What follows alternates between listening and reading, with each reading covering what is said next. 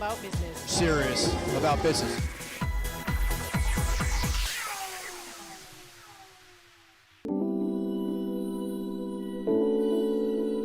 JAMPRO aims to increase the export of non-traditional products and, of course, support the development of Jamaican MSMEs. To that end, they've partnered with the Jamaica Manufacturers and Exporters Association and the Jamaica Business Development Corporation to launch the third installment of Export Max. I'm Theodore Henry for Business Access TV. Stay with us. It is good to be here, and it's a pleasure joining you for the launch of the third iteration of this program. This morning's event is a fitting tribute to the industry players and signals a great promise for the micro, small, and medium-sized enterprises and the importance that has been placed on export diversification. This launch seeks to build on the success of Exports Max 1 and 2, which together recorded over $2.2 billion in sales. Indeed, its previous success sets the stage for the implementation of this third iteration, which we are now undertaking on a much larger scale. Let me take this opportunity to commend the JAMPRO on conceptualizing and taking us this far with this program. And let's welcome our new Export Max partners, the Jamaica Business Development Corporation and the Jamaica Manufacturers and Exporters Association. With their strengths, we'll be joining forces to improve and efficiently manage and implement the program. And I'd like to thank our sponsors and future participants. You have signed up for a game-changing program that will have national impact. Jamaica has strong export potential and growing export capacity. The imperative for achieving greater export performance and thus realizing export-led growth and global competitiveness in our exports as part of the export strategy is therefore of extreme importance as we strive for national prosperity and wealth creation. In the globalized economy, it is critical that Jamaica becomes highly organized in order to be fully integrated into the world economy in a manner that allows us to elevate our position on the global value chain and supply chains. Jamaica has been standing still for too long. Standing still while our trading partners have been taking steps to implement best practices for business and trade-friendly environments. This ministry, therefore, through its agencies, is seeking to attain greater diversification in the export industry by achieving higher value addition in priority sectors, increasing the value of non-traditional export of goods through increased volume and higher value addition, increasing the contribution of services exports as a percentage of our overall exports, including our creative industries, and increasing penetration in existing markets and accessing new and emerging markets.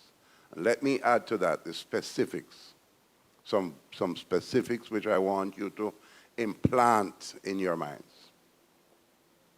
There are three distinct underdeveloped markets. Let me just mention what those three are. The tourism industry.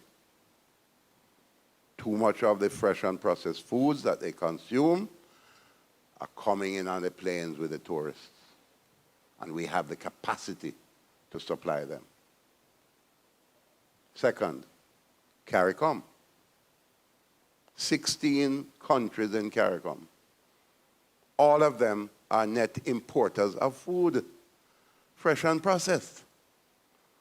Yet, we export precious little to CARICOM, and we have the privilege of exporting it duty-free. And what's the third significant market? The Jamaican diaspora. In Canada, the United States, and England, the market is as big as Jamaica. Somebody from London told me recently that because they cannot get what they want in Jamaica, they import the stuff from Africa and slap a Jamaican label on it. Castor oil, by the way. A lot of castor oil that is now being sold internationally with the Jamaica label on it.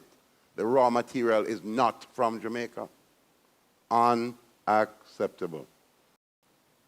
So as government, we are committed to promoting brand Jamaica to the world, identifying new trade and investment opportunities in order to spur economic growth. My ministry will continue to work with critical stakeholders to enable them to capitalize on opportunities in the export market, as more than ever, greater focus must be placed on growing our economy through exports. One of the things that the ministry is committed to doing is changing the soft infrastructure that will support the growth of trading across borders. To this end, a few weeks ago, we launched a trade facilitation portal that will house the information about all the various processes that underpin trading across our borders. It is our vision that the trade information portal will be the central source of information that will ensure that if someone is an exporter, or even if they are dreaming about being an exporter, they need only to visit this one place that will provide them with all the knowledge they need to navigate the trading process. On the heels of this, we are also excited about the progress that we are making in implementing a single trade electronic window for the government, which will see all the various government processes integrated into a single online system that will allow for all trade-related transactions to be done online, supported by a robust risk management system to protect the country's borders and its reputation overseas. And so Export Max is only one more prong in the government's network of activities that will allow for the framework for each and every exporter to experience success, and ultimately for us to achieve economic growth and prosperity in Jamaica.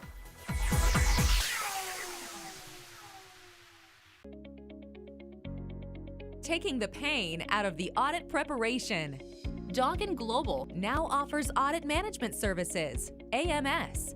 With AMS, Doggin Global team manages your external audit process by providing the following. 1. Prepare and review schedules for your external auditors. 2. Prepare responses to your external audit team queries. 3. Assign our team members to locate supporting documents during field work. 4. Draft financial statements in accordance with IFRS to supply to your external auditors. 5. Provide guidance to your internal accounting staff regarding classification and recording of transactions. 6. Review your general ledger for accuracy. 7. Prepare necessary journal entries. 8. Prepare fixed asset register. 9. Prepare accounting and operational manual for effective internal control. 10. Liaise with the company external auditors. We work with your team to achieve TITs, resulting in timely completion of your audited financial statement, while your current staff focuses on their daily activities. Contact us, info@doggin.global, website doggin.global.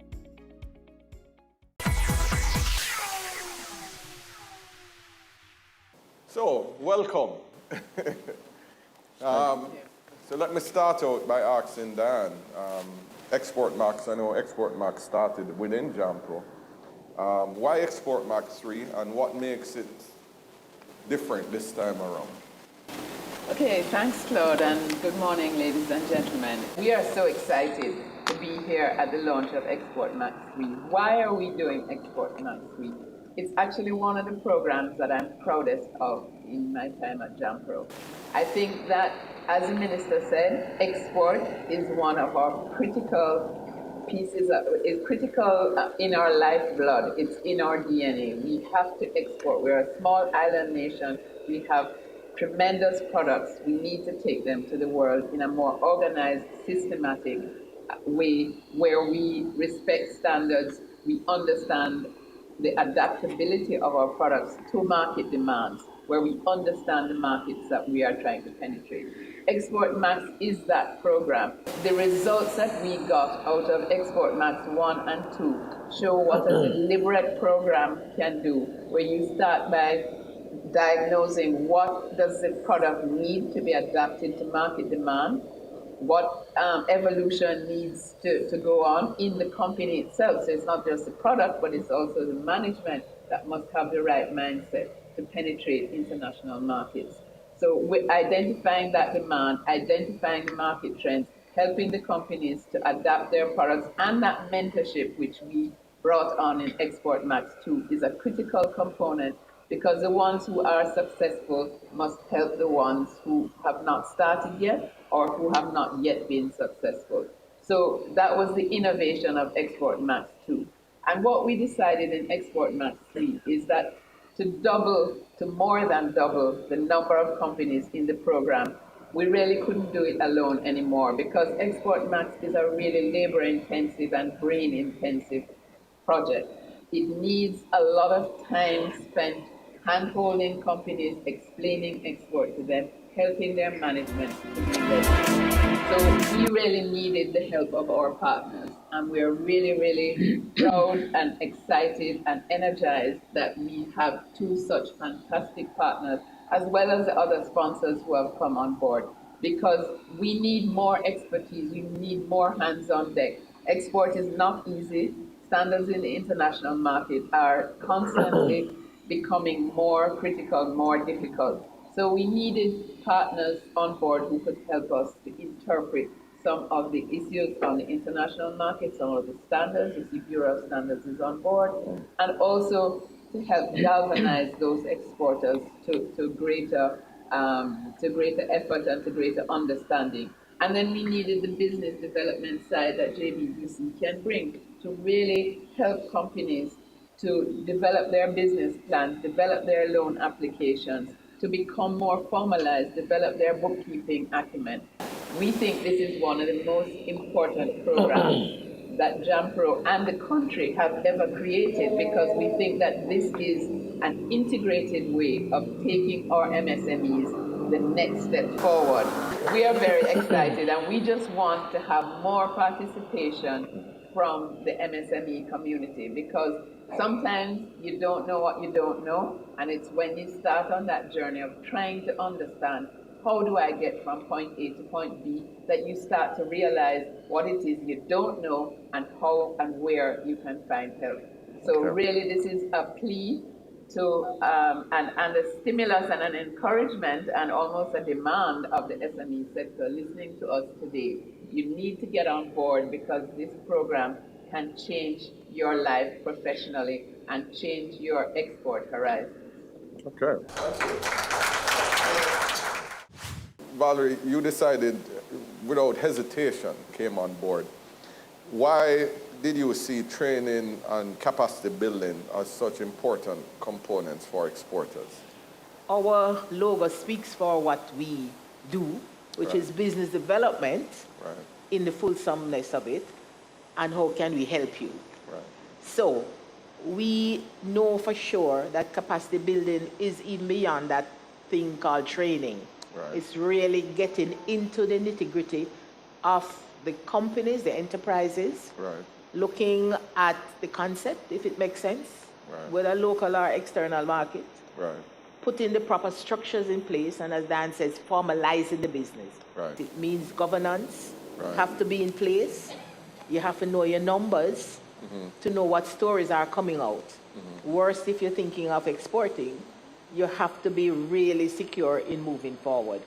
So we have been spending a lot of time with our client group preparing them for the market, because for us, global market is right here in Jamaica. So standards must be in place. Governance must be in place. And you must be thinking business. And I agree with Dan, we have to get over that hump of doing a little thing until some big job comes along, because it's not going to come along. So it means that we have to be innovative and we have to be on target for moving forward. We're going to be looking, as we said, as we had agreed, at all the innovative industries that have the possibilities for export. So food, niche markets, high quality, value added products, non-food, services, certainly the technology-based industries and the creative industries in all aspects have to be part of that big umbrella. Our mandate is to help them. Right. So even if they come and they're not ready for Export Max, it doesn't mean that they can't be in the passageway. Okay. So they need not hesitate. They need to come forward. If they're not in that lane, it means you're going to prepare them for whatever is appropriate. So there is no reason to sit and wonder if. You need to come forward and let us work together and see which lane you are really in. And if you happen to move into this fast track, no, that's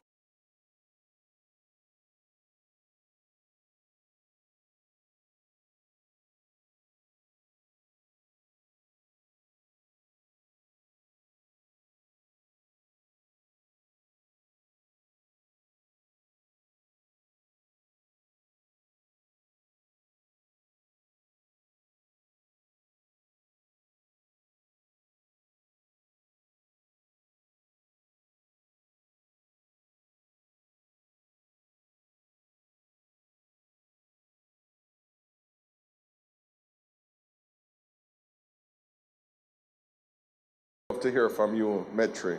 Tell us in plain terms, how do you see the GMA supporting this effort and your decision to come on board? Well, when I heard Diane and Valerie speak, I realized that what we have here is a perfect marriage. Okay. 2 women and 1 man. No, I'm joking. No, seriously, what we have is a perfect marriage here. Because what we have is the GMEA that has the base of membership.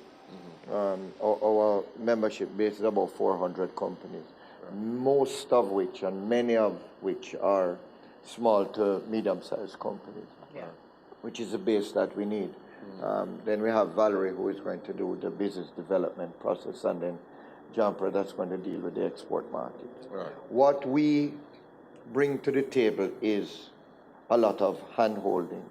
We are about solving problems and solving issues. So they're going to have issues. There's no question about it. I think one of the ways we could say it is that we're a big brother to the companies, and we hold their hands and we walk with them through the process. We just go, Valerie will take them to a particular stage, and then we will take them from there until we're ready to hand them off to Jampro to really go and do the export. But I wanted to say that the GMEA is fully committed to this program. That's why we have joined. We recognize how important it is. And as Diane said, it is probably one of the most important initiatives that any agency in Jamaica has put in place. The numbers speak for themselves, and we hope to be a part of this process going forward for a long time to come. How does one apply for the program? Could you give some thoughts on that? Thank you. I was hoping you'd ask that question. We have a kiosk at the back. We have several Jampro members of our team here. We have an expression of interest form, which you can get from our team at the back. Copies of the form are also available from the various agencies and on our website. www.dobusinessjamaica.com. You can download this expression of interest form and send it in, and we will be happy to contact you and start the journey with you, because this is a journey. It's a 3-year program. This is really about helping you through a process and on a journey to success. Tell your associates, people you know who have a product or who even have an idea. They can start talking to JBDC from the idea stage. So let's create a movement that can change export. Thank you, Dan. So I'll throw it out. Any final thoughts? This is an example, the collaboration, the example how we in Jamaica should work together. Because no one institution or person has all the skills, all the information. And until we start putting the ego behind the door and working together, we're not going to move. So I'm celebrating from JBDC the kind of collaboration that we have agreed to have between our agencies. I think it's a good move, and we know success is down the lane. Metri, any final In thoughts? closing, I would ask everybody in this room, when you leave here today, call 5 persons that you know that are in business. Let us be oversubscribed. Yes. Let us have that problem. Let us reach back out to our sponsors and tell them that we need more from them, because this is good for Jamaica. Thank you, Metri. We have some Export Max graduates in the audience, and I think it's important not only to hear from us, but to hear from people who are actually on the program. So dare I say that Rita Hilton is on his Yeah, they're going to be on the program. Yeah, So Rita, Omar, I think you're all going to talk later on. So. All right, a round of applause for the head of agencies. Thank you very much.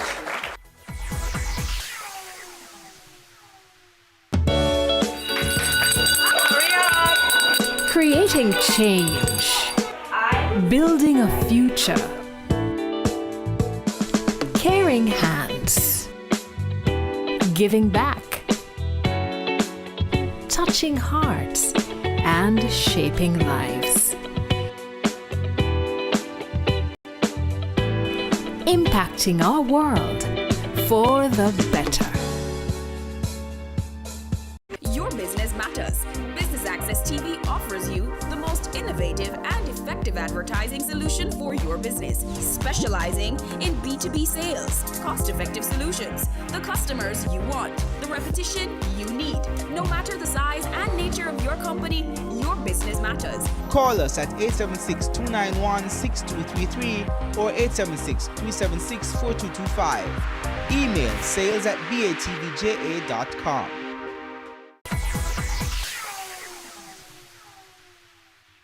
I'm going to invite some past Export Max participants to speak. Rita Hilton from Carita, Jamaica, and Omar Azan, CEO Boss Furniture. So in the spirit of ladies first, I'm going to ask Rita Hilton to come and just give a couple of remarks about her experience with Export Max. I think this is a great opportunity. Having benefited from Export Max 2, I'd like to highlight some of the things that made it so important for me and what the results have been like. It was important for me because it allowed me to step into the Caribbean export market. Carita has been in business for 34 years, and our whole business is aligned with exports. We were primarily involved in fresh produce exports, but recently we've been adding value to Jamaican products and trying to build up that component of bringing more value to Jamaica. Now, with Export Max 2, what did I benefit from? Going into the Caribbean market, which I didn't know at all, and I have to tell you that out of that, we have one concrete market which we opened in the Bahamas. And that partner has been so impressed with our output that they have come with a proposal to invest in our company and buy equity into our company. I learned that I wasn't really completely prepared to take advantage of all the opportunities. So if you're going into Export Max 3, come with an open mind. You think you know it, you don't know it. Learn, absorb, and execute. You need to have a partner on the ground in the territory that you're going to be working with that will teach you about that market and the market needs. It's not Jamaica, and it is not the globe. It is a very special type of market, and each market has its own needs. So keep an open mind, learn from the opportunities. What was wonderful is the amount of work that Jampro put in before we went into the markets. And that was the critical success of the Export Max 2. Into every territory that we went, there were buyers available, and it wasn't the underlings that came to the market opportunities. They were high level personnel that came to talk business and to do business. The other thing that I learned so much from is the capacity building. You think you know how to run a business? Well, you don't, because the way you start is not the way you grow and keep on growing. You see all this white hair? That comes from years and years of learning. I started as a high school teacher, and our exports have reached close to $3 million US. And those are sales. That is not money to spend. That's money that you invest back in your business after you've paid the expenses. So don't think that you've achieved success and can drive a Mercedes-Benz. I still drive a pickup, okay? I'll just say that for me, for my company, it's been an amazing experience. The team has been behind. There are times when I wasn't even up to doing some of the things, and they came and sat in my office and said, Omar, listen, we need you to get this thing done. And they would push me to do it. Today, I'll say historical. This is our first time in history that our company has receivables. Today, I checked it this morning, from 14 different countries owing me money at the end of this month to pay me, to pay my suppliers, where I think at the end of this month, I can probably pay all the suppliers I owe from just a foreign exchange earning. So that is a huge, huge, huge difference than where I was a few years ago. This is an excellent thing that JAMPRO is doing. I'll say it. You know me, I talk the truth every time I come up on the podium to speak. And, you know, we need to just get everybody behind this. Our Jamaican people, our staff in our factories, we need to push our exports to get this country going. Thank you. I am inspired and excited this morning. And I want, on behalf of the entire team, JAMPRO, JMEA, JBDC, I just want to say thank you all for coming out and hearing this program and participating in this launch. So we're going to take you into the Caribbean, Europe, and the USA to sell your goods and services and to return with those all-important contracts and to deliver on the promise that you would have made to be a champion exporter. I expect this program will be a positive, life-changing experience for you and your businesses. So where do we go from here? The steps are very easy. We are inviting all business owners here to complete the registration expression of interest form. Following the expression of interest, you'll be required to complete a more in-depth application form. The deadline for submission will be January 30, 2019. Final selection of participants will be done by March 15, 2019. And by April, MOUs with all the participants will be signed, and that's when the real work begins. But it will be exciting, it will be fun.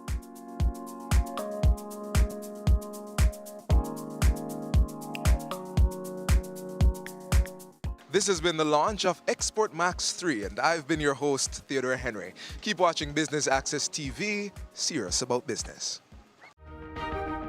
Do you want to build your company's capacity or export your products or services to new global markets? Then you can be a part of Export Max 3, an enterprise development program for Jamaican companies.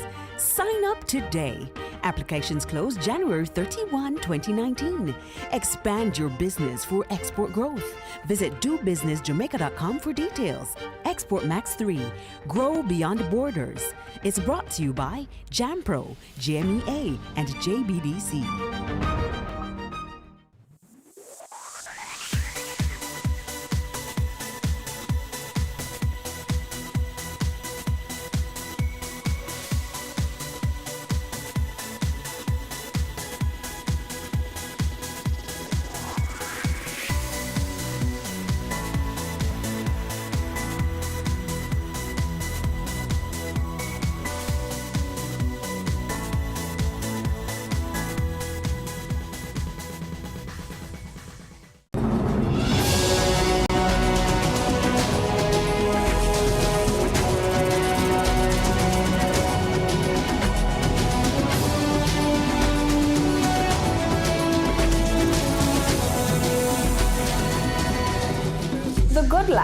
Your weekly dose of information on nutrition, wellness, and fitness. Discover ways to nurture your mind, body, and spirit.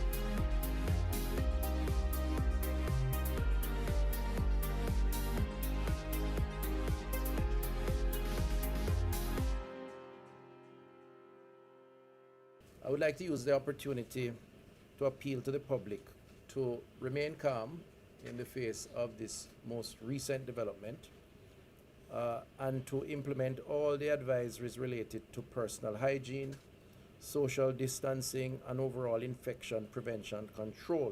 Government is taking firm measures to prevent, detect, control, treat, and contain the virus. We have a roundup of the approach being taken, plus a closer look at the impact of human trafficking. Welcome to Jamaica Magazine. I'm Adrian Atkinson.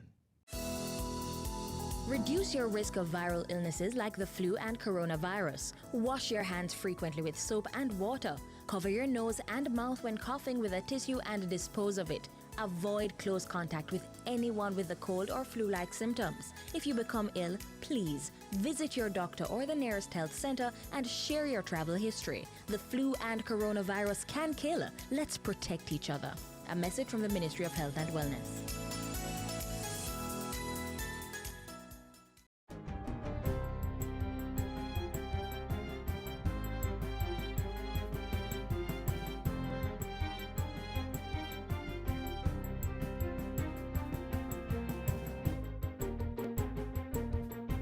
Good day, I'm Theodore Henry, and this is your JIS News for Thursday, March 12.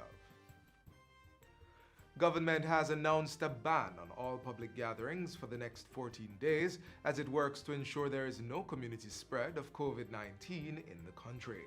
During an emergency press conference yesterday, Prime Minister Andrew Holness announced that there would be no permits issued for public gatherings over the next 14 days, and those that had already been granted would be revoked. However, that is just a part of the problem. There are still private entities, businesses that are having meetings, weddings and funerals and Sunday morning church service. We're asking the public, and this is where responsibility comes in, personal responsibility. In these gatherings and events, we ask that you follow the protocols that have been established for personal care and hygiene. The Prime Minister's announcement followed confirmation that the country recorded its second imported case of COVID-19 on Wednesday. In another move to limit the spread of the novel coronavirus, government is actively reviewing travel restrictions for the United Kingdom. This as both of Jamaica's cases were imported by persons traveling from the UK. In the meantime, persons who arrived in the island on flight BA 2263 on March 4 are being asked to get in contact with the Ministry of Health and Wellness. Persons may call the ministry toll-free at 888-1-LOVE, that's 888-663-5683. This is part of government's attempts to trace all persons who might have been in contact with the first person who tested positive to prevent or mitigate community spread of the virus.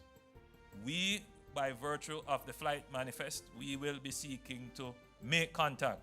Now we know that not all information given could be accurate. Some people may have made a mistake in their address and we can't reach out to them or find them. So it is important that they self-identify.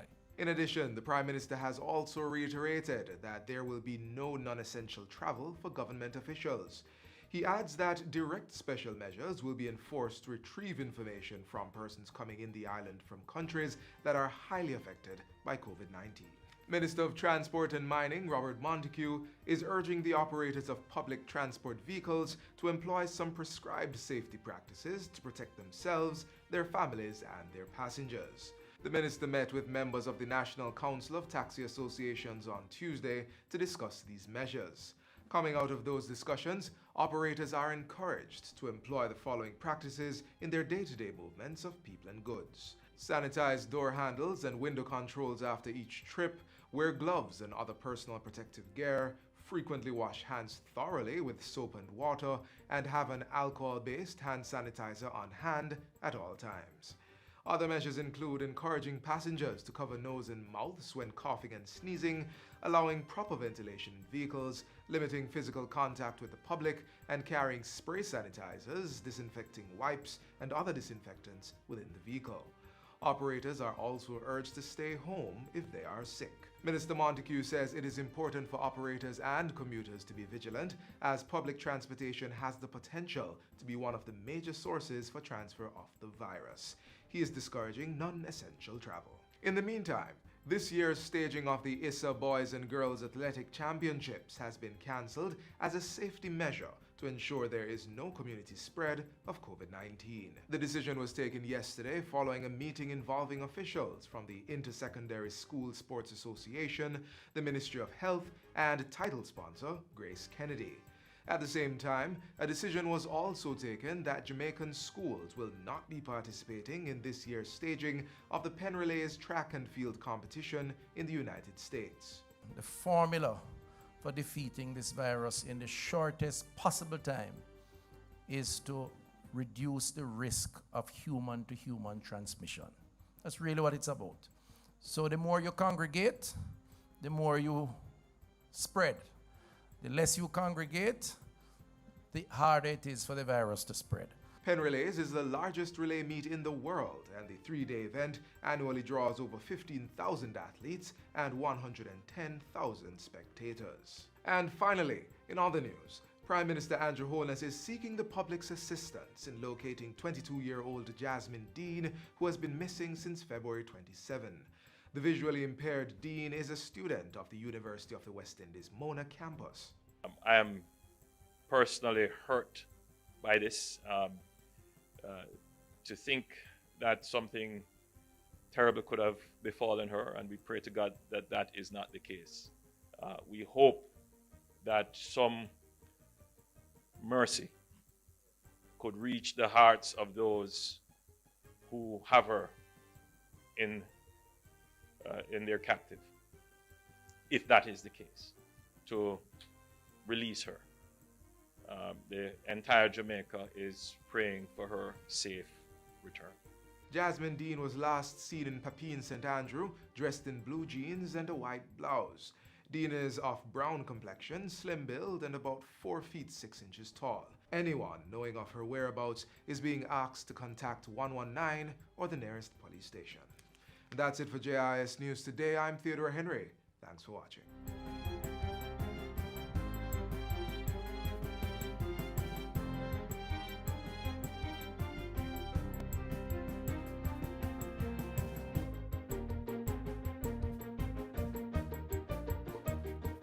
Protect yourself from the flu virus. Visit your nearest health center or doctor to get the flu vaccine. Cover your mouth and nose when coughing and sneezing. Wash your hands regularly with soap and water or by using an alcohol-based hand sanitizer. Avoid the spread of germs by not touching your eyes, mouth, or nose. And be sure to regularly disinfect surfaces and objects that are used often. Remember, your health is your responsibility. Jamaica confirmed one imported case of the novel coronavirus on March 10, activating other areas of the government's COVID-19 Comprehensive Response Plan. Here's a recap.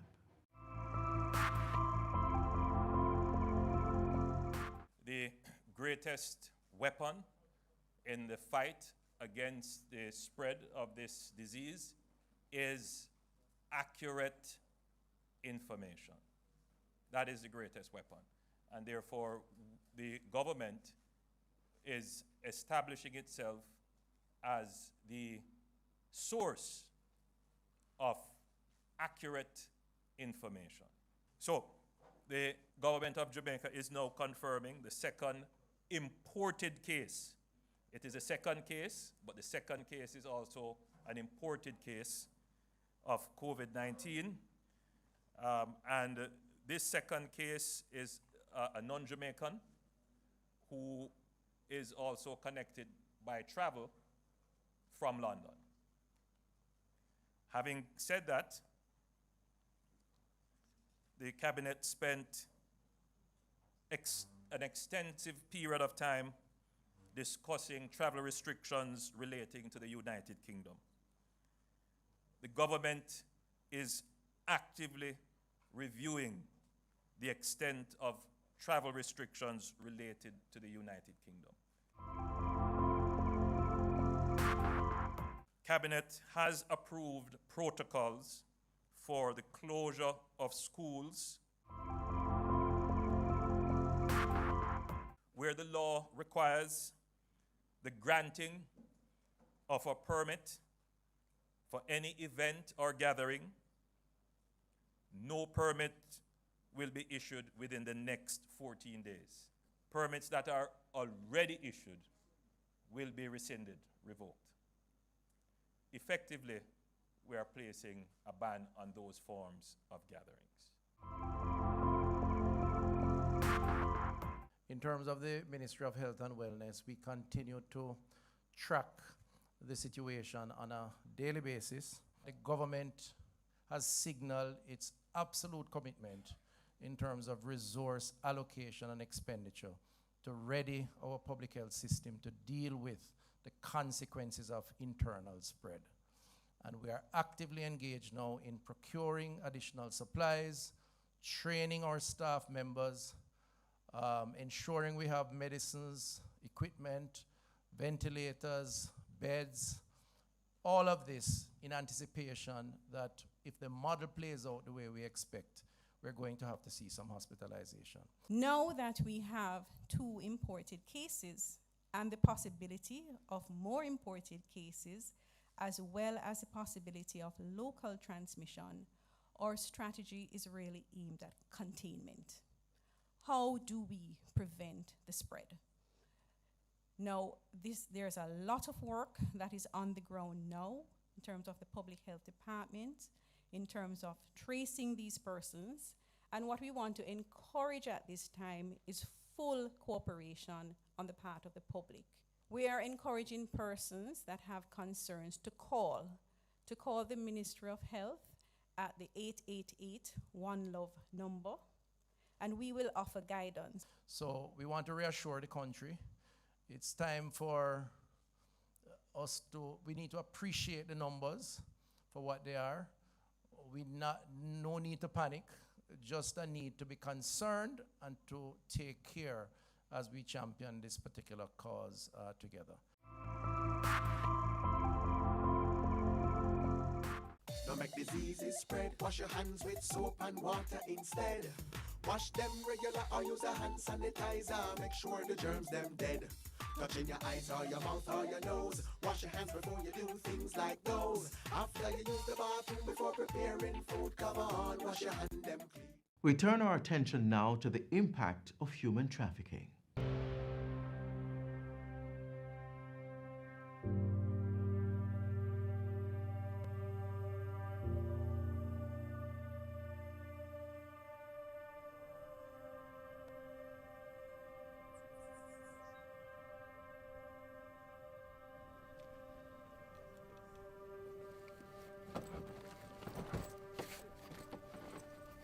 Excuse me, good morning, hi. Good morning. You know where I can find Bullberry Road?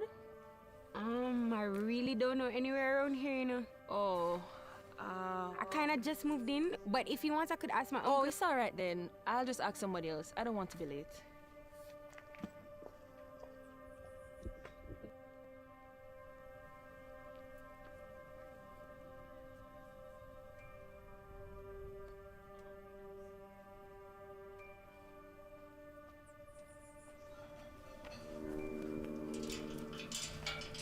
Excuse me. Good morning. Hi. Morning, miss. I don't know. Seems I'm at the wrong place. I'm looking for 28 Bullberry Road. Yes. Yes, what? This is the place, miss. What do you mean? I'm late for a job interview and I don't know. Well, I'm late to miss.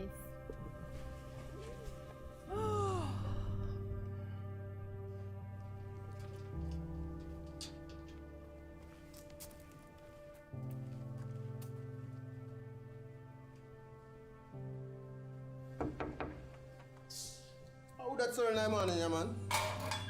Oh, I'm sorry. I must be at the wrong place. Oh, you come for the job interview, eh? Yes, the one for the masseuse. Come on, that's good. You'll do. Come in. Frankie! Frankie! My business partner, Frankie. Good morning. You're here for the interview? Yes. Don't worry. We used to do these things at our establishment, but we got so many girls who didn't know what they were doing. We just want to make sure everything turn up, isn't it? Okay, well, I worked at a spa before. I even brought my certification. So the ad wasn't specific about what you wanted. So show us what you can do then. Pretend we're your clients. All right, so do you have a massage table or? It's not that kind of massage, baby. Get here!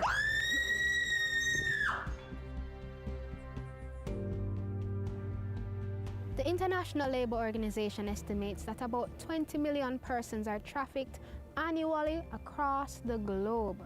Of that, about 2 million are trafficked within the Caribbean and Latin America, the majority of whom are trafficked for the purposes of sexual exploitation. I am Francesca Tavares, and I believe that young lives matter. The film that you just watched on human trafficking may have been fictional, but it is real for someone, somewhere in Jamaica right now. First of all, human trafficking is a criminal activity. So we have our local legislation that deals with the prosecution of all forms and types of human trafficking. Diane Gordon Harrison is the children's advocate and national rapporteur on trafficking in persons. She ensures that human trafficking remains at the forefront of the national agenda. What we do know is that human trafficking belongs to the family of transnational organized crime.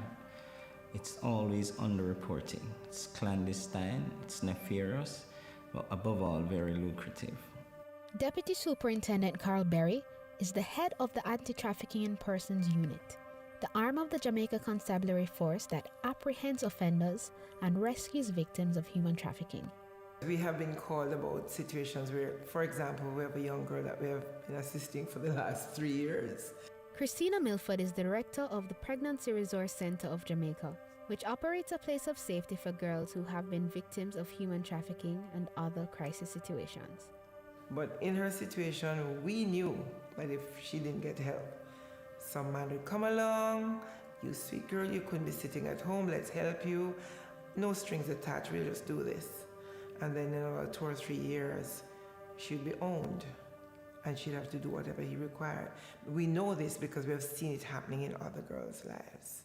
Human trafficking is the recruiting, receiving, transporting, transferring or harboring of a person for the purpose of exploitation using specific unlawful means, such as abduction or fraud. But do many people really know what human trafficking is? Well, I actually think human trafficking is the unlawful or illegal abduction of persons, whether male or female, from whichever age group, because there's really no limit. But usually the young ones are targeted, so I think it's the illegal abduction of individuals for whether it's like a sex trade, drug trade, or illegal work. Human trafficking is the exploitation of human beings for the exchange of sexual activities, labor activities, or drug trade. Human trafficking is basically, I say that in Jamaica, that people end up in a situation where get lead as tree and some of them will get take away. Every year, Jamaica is ranked in its efforts to combat human trafficking. In 2005, Jamaica moved from Tier 3, the lowest rank, to Tier 2. However, since then, our ranking has remained the same, meaning that, as a country, we still do not meet the minimum requirements to address human trafficking, despite significant improvements in recent years. We also have to realize that there are those who will target our children. There are predators whose only job is to stand and seek out, look for the weak one. If you know or suspect that someone is a victim of human trafficking, please call 188-PROTECT for victims under the age of 18 years, or 311 for victims over 18 years. You may also call the TIP unit at 967-1389 or email tip.ocid@jcf.gov.jm. You can watch part 2 of this interesting documentary in tomorrow's program.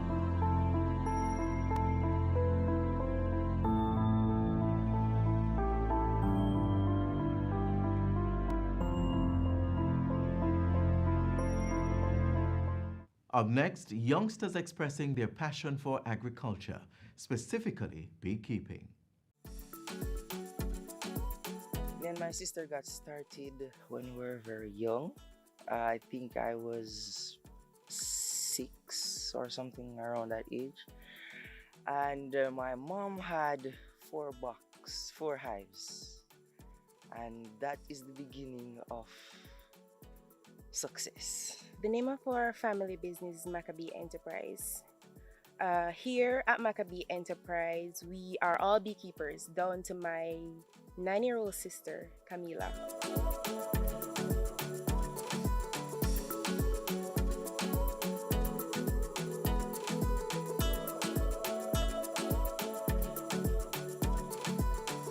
Working with the bees is nice. It's less challenging than back in the days.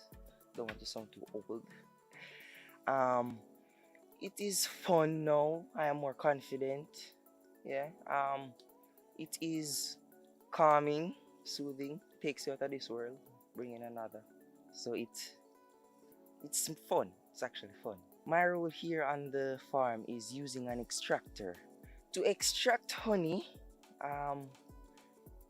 there are many ways. I will be explaining 2 ways. First is the professional method where you use an extractor. So you have a capping knife, a knife with like a serrated edge, and you would uncap, which is a thin sheet of wax on top of the comb with the honey inside. So it's like a seal. So you use a knife and uncap that.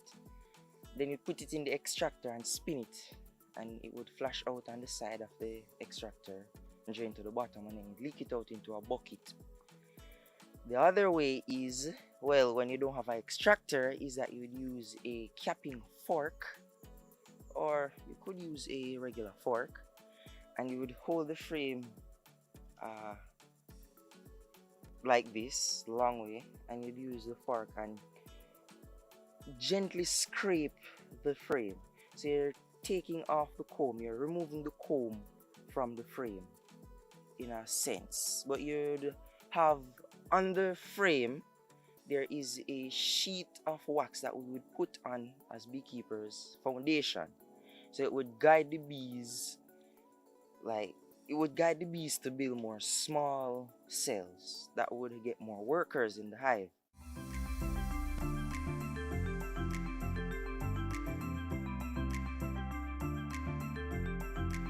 From the bees, we get 5 main products, right? We have pollen, propolis, beeswax, honey, and royal jelly.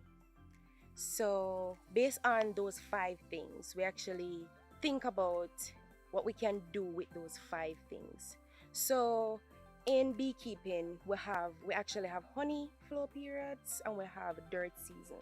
Those are the 2 main periods. In between, we have like a pre-flow and pre-dirt, basically. But okay, so in our honey season, that's the time when they're on production. They're bringing in their honey, their pollen, everything up on top.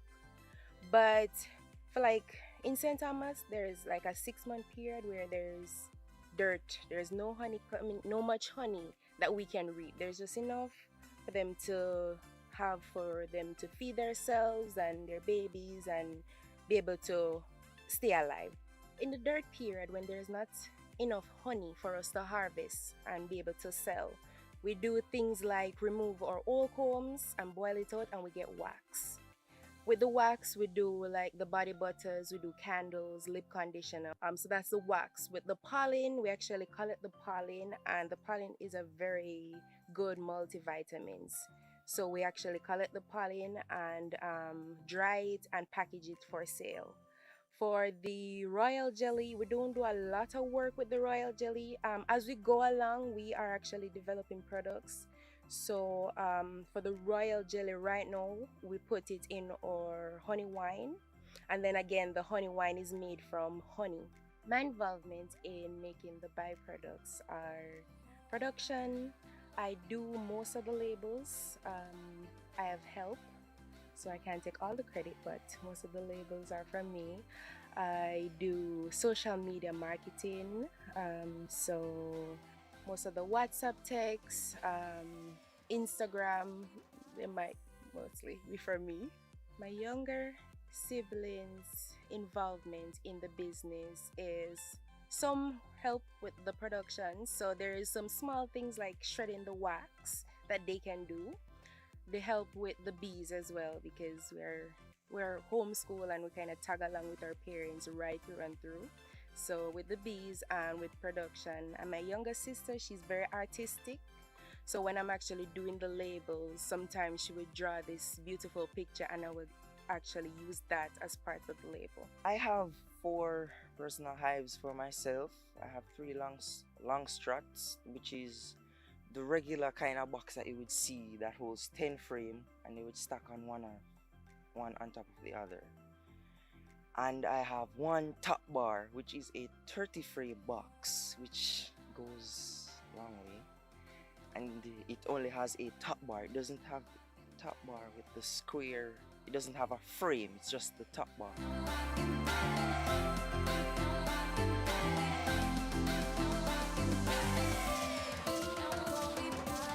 My advice to other youth interested in beekeeping is you have to be persistent and you have to be confident and you have to be committed to beekeeping. Beekeeping can be very wide. You don't have to just stuck with the bees, the sting, the honey. There is so much more that you can do.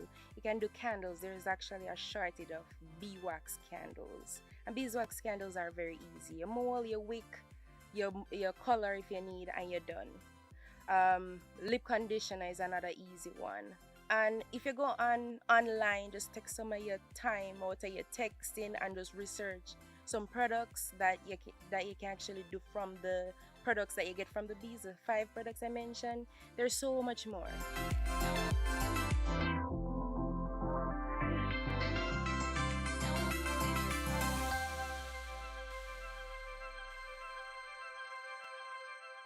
This is where our journey ends, but only for today. Do join us again tomorrow when we'll bring you another informative program. In the meantime, stay connected via our website, jis.gov.jm. And while you're online, send your feedback to Jamaica Magazine at jis.gov.jm or via tweet at JIS News.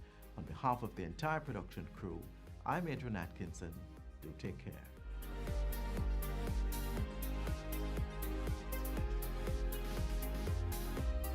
This has been a production of the Jamaica Information Service, the voice of Jamaica.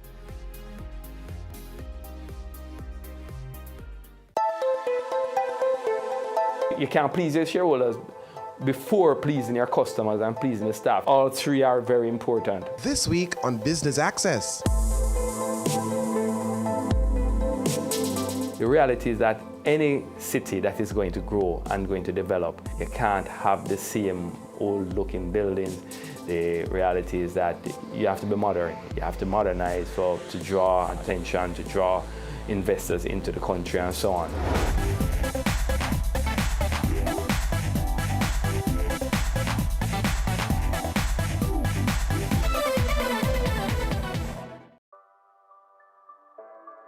Sundays at 4:30 p.m. It's all about Home Sweet Home. Get your half-hour dose of the business of real estate, from laws and concepts to reality, building, buying, or renting. Or what about trends in decor or renovations? Home Sweet Home will keep you up to date.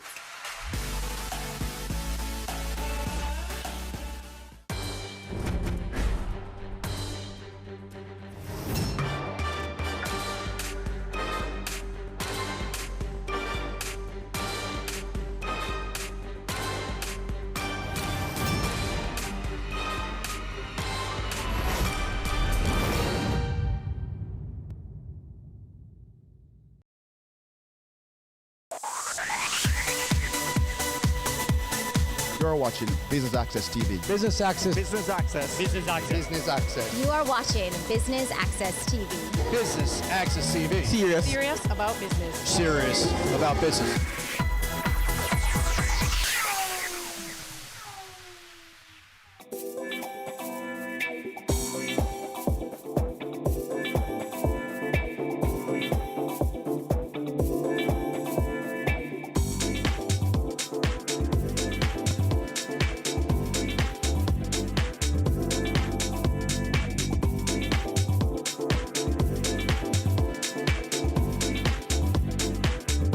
like to welcome everybody today, and I'm sure that you'll agree that this is a perfect way to start the new year.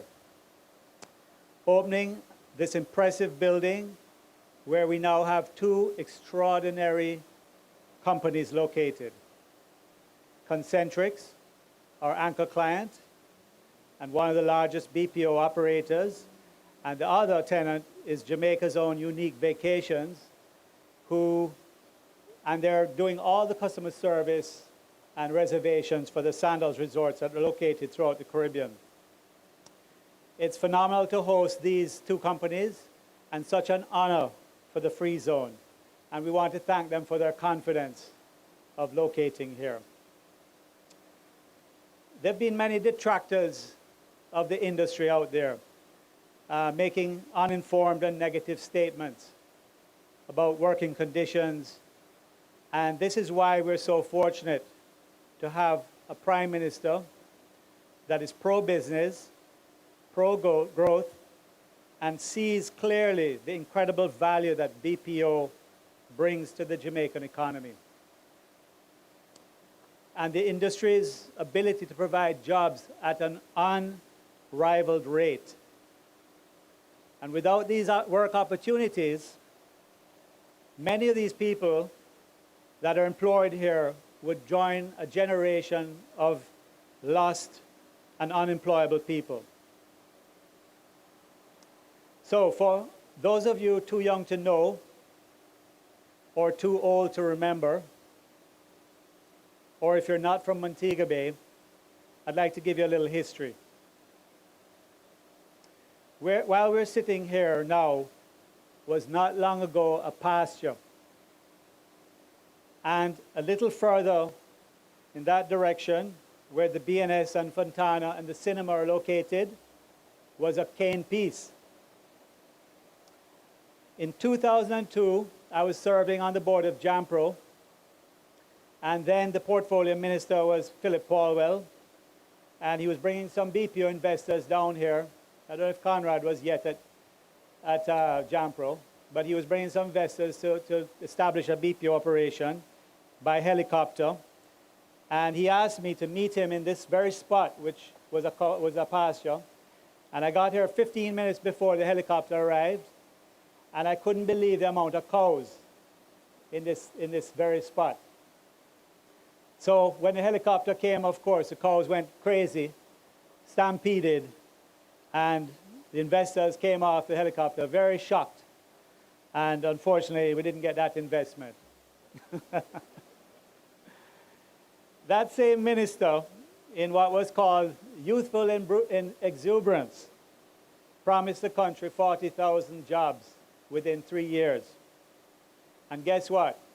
It's taken us 15 years, but we are on the cusp to surpass that 40,000 jobs.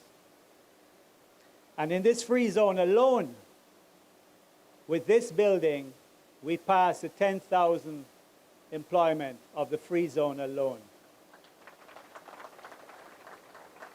An incredible milestone.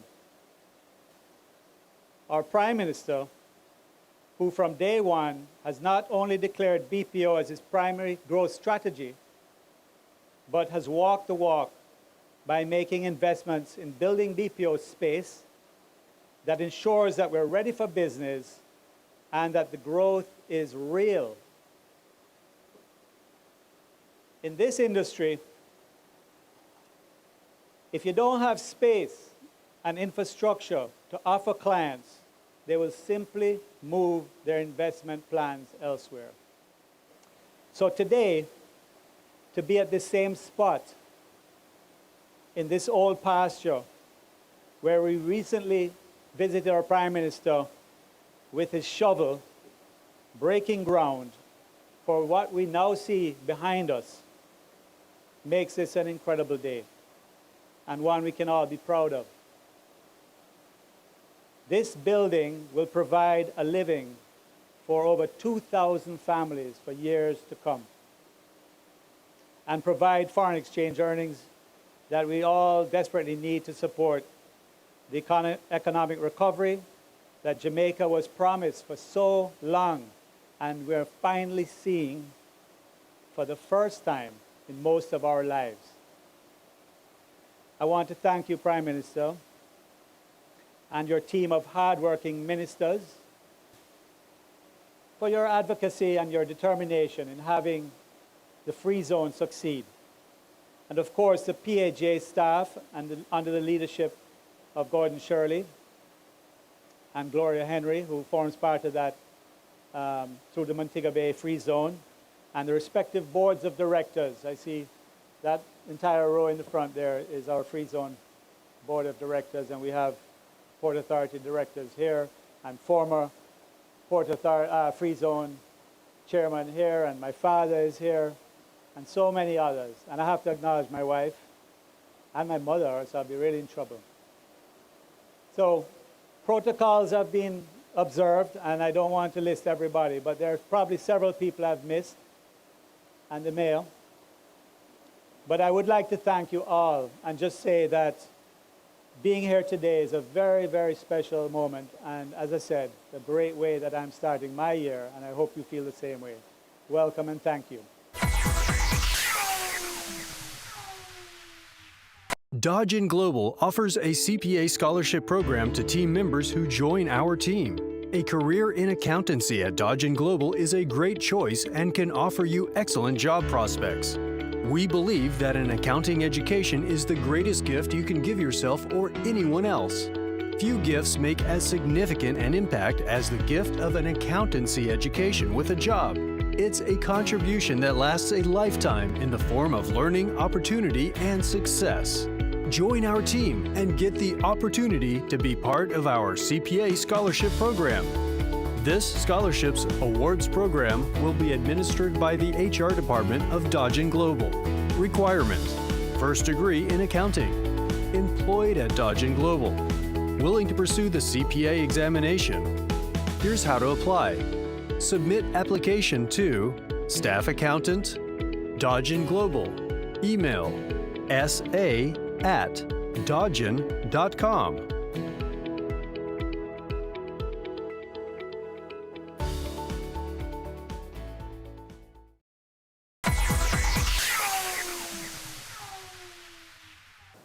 It really is a pleasure for PAJ to be a partner in the development of your great city, Mr. Mayor. This is the fastest growing municipal center in Jamaica and probably in the Caribbean, actually. Aside from our investments here, which I'll speak about in a moment, I wanted to signal that we are also investors in a neighboring Freeport terminal. This is one of the, it's a significant investment for Port Authority, and because it is such a secret, allow me for just 1 second to tell you a little bit about what we have been doing over in Freeport. Over the past 2 years, we have renovated the main cruise terminal at berth 5 and 6 and constructed a new one at berth 2 to accommodate the expansion of home porting. We have also developed new ground transport management facilities over there. And as a result, Montego Bay is now the fastest growing cruise terminal in the country. We have facilitated the construction of Fortress's new LNG facility, and we have dredged the harbor to accommodate even larger cruise ships and cargo facilities. Currently, we are constructing a new cargo at berth 1, a new cargo facility at berth 1. We are expanding berth 2 to accommodate the largest cruise vessels. We are investing in new cargo handling equipment, reach stackers, terminal trucks, and so on. We are implementing a new automated terminal operating system and implementing a new port community system. Over $35 million is being spent in the neighboring facility, which is intended to transform that facility into the most dynamic and significant mixed terminal anywhere in the Caribbean. And as important as it is for us to be developing in those facilities, a mandate of the Port Authority is to develop the near port areas in immediate proximity of our terminals with a view to creating economic growth and job creation. And the most dynamic near-port facility that we have is the Montego Bay Freeport.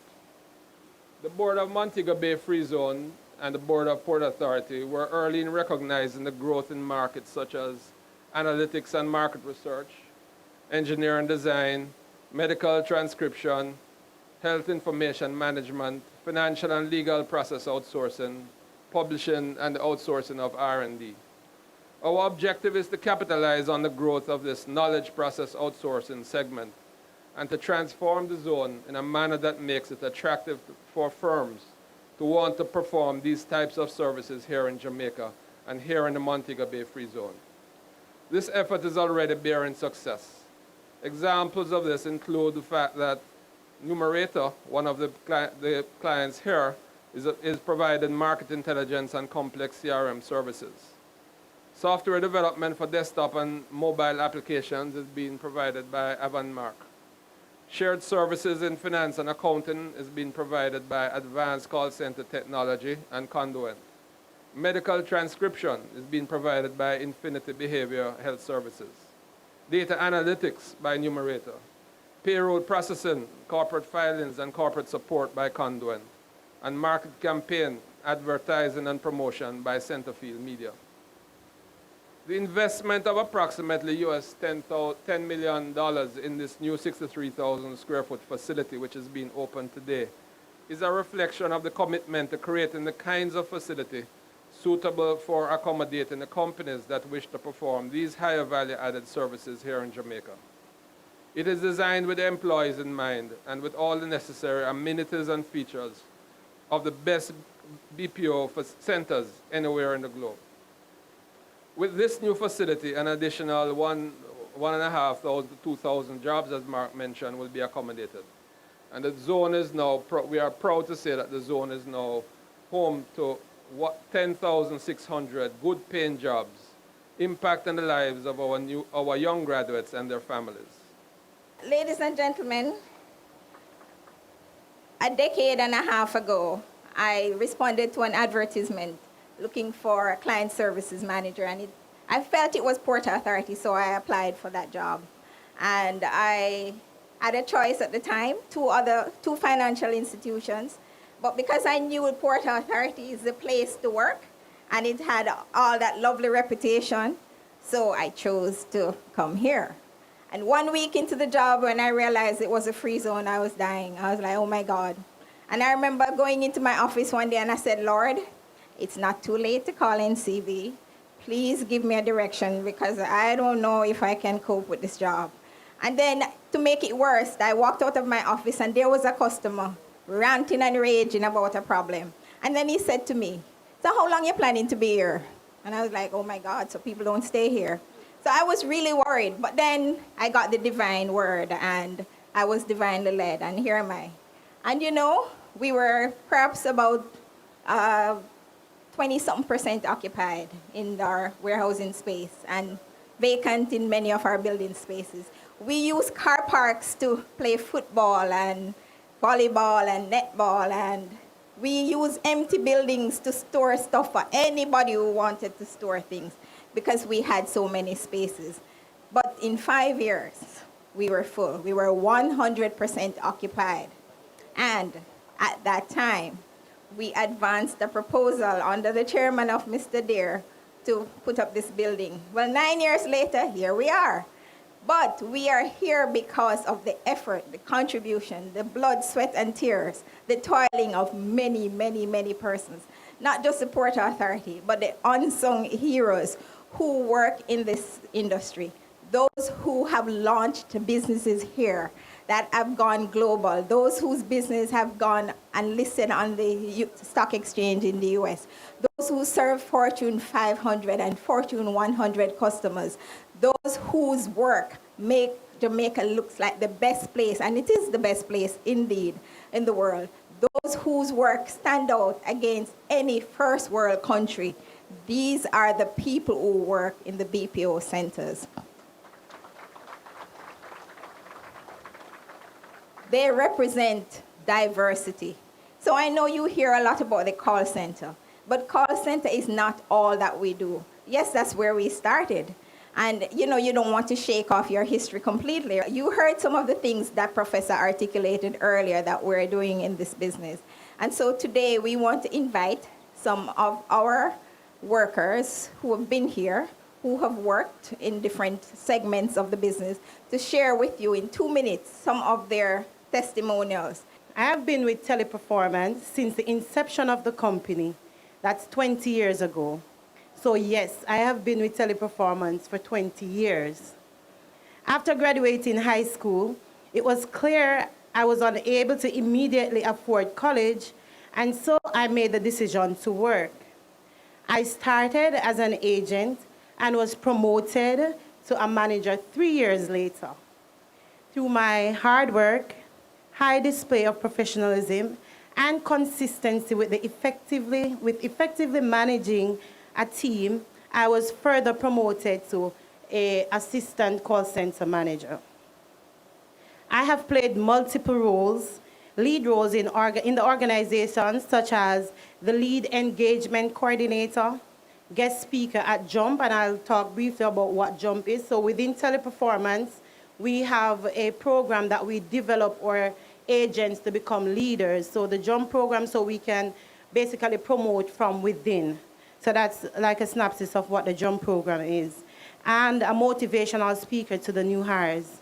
I have led multiple charges as it relates to growth and development in the organization. I have mentored several of my peers and has changed the lives of many through my testimonies. I am known to speak the hard truth. With honest persona, there's not a question with the heart for my job. I have significant strides in the career and personal development. I am now a call center manager, and with direct oversight of over 500 employees. I have a great deal for passion for excellence. I'm a mother, a wife, and currently a student at the Montego Bay Community College, where I'm pursuing my bachelor's degree in business management. The BPO has provided an avenue not only for creating jobs in the country, but it's also one of the leading income generators of the economy. My role in the BPO industry is critical to the business, as I am given the task of reviewing root causes, as well as identifying and implement various strategies to improve the program Teleperformance, as well as mitigating any loss for refinancials. My current roles allow me to play a vital role in managing important clients, vendor relationships, etc. I have no regrets in starting my career in the BPO sector. I say to the BPO, and especially my company, Teleperformance, thank you for my personal growth and success to date. And I leave you with my mantra: aspire to be the best on the team, aspire to be the best for the team. Thank you. I started in the Montego Bay Free Zone at Vistaprint in 2003. So I've been here for 15 years. My career didn't start here, but I can bet you that, and I can tell you that if I have the opportunity, I would stay here. Working at the Free Zone has given me opportunities to experience first world technologies, to manage people, to interact with personalities across the globe, not only in Jamaica. And that is something that I believe every Jamaican needs to experience.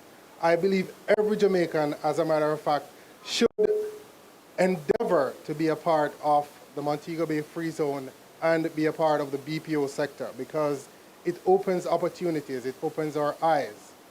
I believe that this is something that, if it wasn't here, we would have been lacking in a lot of ways. So thank you very much for being here and for giving us the opportunity to have a job, to make a life for ourselves, and to be the best person that we can be.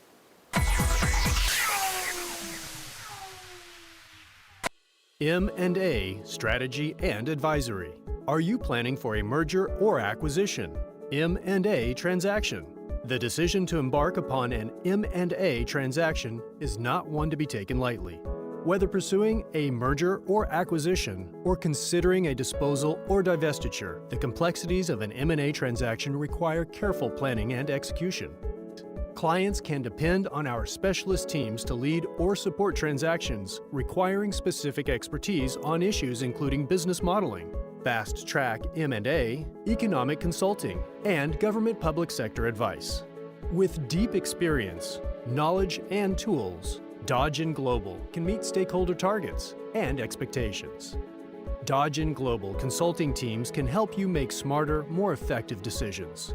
Let's have a conversation. Contact us at email info@dodgen.global. Website https://dodgen.global. Throughout my 13 years with Teleperformance Alliance One, I have great success stories. I must say, I've started with this company as an agent.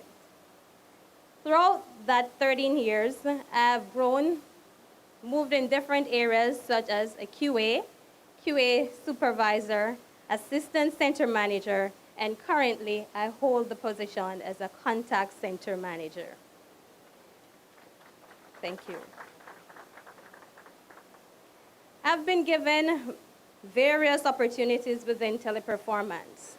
One of the greatest things for me is I have given the opportunity to help to build interaction with employees, to mold employees to be better leaders and upcoming leaders of tomorrow. Within this organization, there are great deeds towards myself in terms of building personal growth and assisting me with my family. Within my 13 years, could I ever think of where do I go from here? It's hard for me to decide. Why?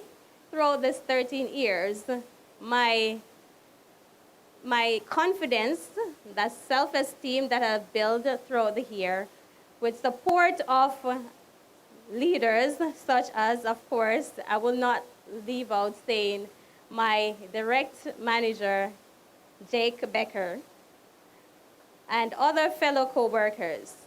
Currently, I'm so proud wearing the latest achievement within Teleperformance is I was recently enrolled in Teleperformance University. Now, you may wonder what this is.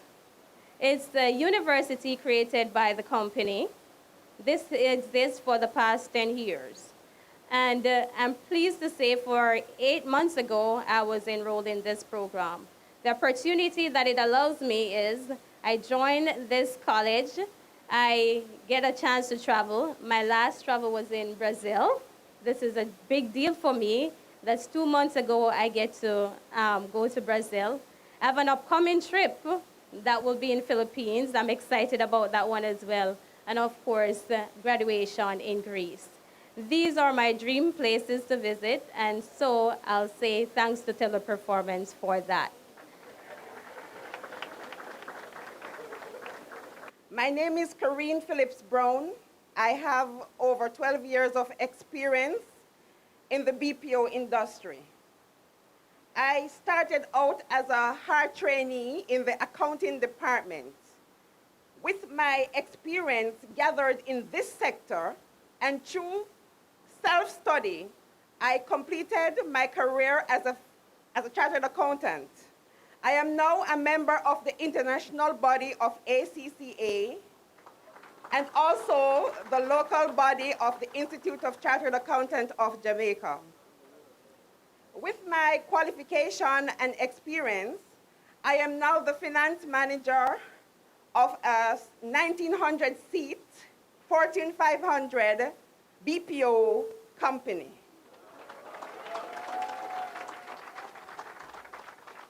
I was instrumental in starting the accounting operation here in Jamaica.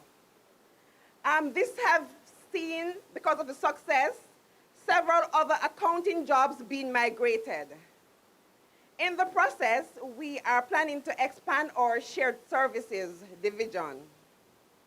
Some of my tasks as an accountant include financial statement reporting, analysis, and consolidation. My plan is to continue in this sector. I am really passionate about working in the BPO industry. Thank you. I am the managing director for Avantmark Technologies. We were formerly Indusa Global, and we have been in the free zone for the past 2 years. But Indusa has been around for almost 20 years. Now, we are on the ground floor of Data Building 3, right on the same building with Market Track. We have 11 employees. We have 8 programmers, 3 accounting and data entry staff that are responsible for the accounting needs of 2 of our clients. All our employees are Jamaican-born, Jamaican-educated, going to University of UTEC, University of the West Indies, and NCU. Combined, all of our employees, we have over 50 years of programming experience. Though we are a small company, we have developed software applications, both web and mobile, for the health, transport, and the tourism sector for both the US, for clients in the US as well as in the Caribbean. Currently, we're working on a logistics platform for a large freight brokerage and transportation management company in Colorado. Another project that we're currently working on is building a custom CRM system for that same logistics customer that has already improved the way this logistic client services its customers. These systems all leverage the power of cloud computing, mobile applications, and will eventually use machine learning and artificial intelligence to provide our clients with any advantage that they can in that very competitive market.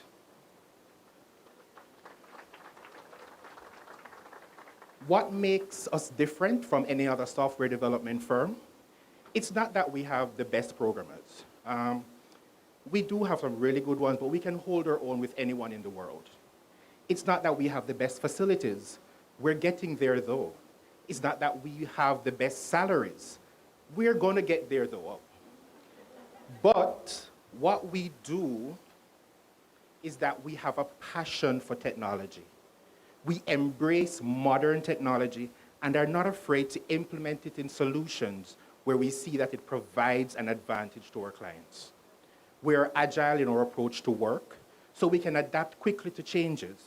We believe in automation first, so we can free people to focus more on value-added tasks and building stronger customer relations for their employers. And above all, we have the best 11 people that anybody could ask for.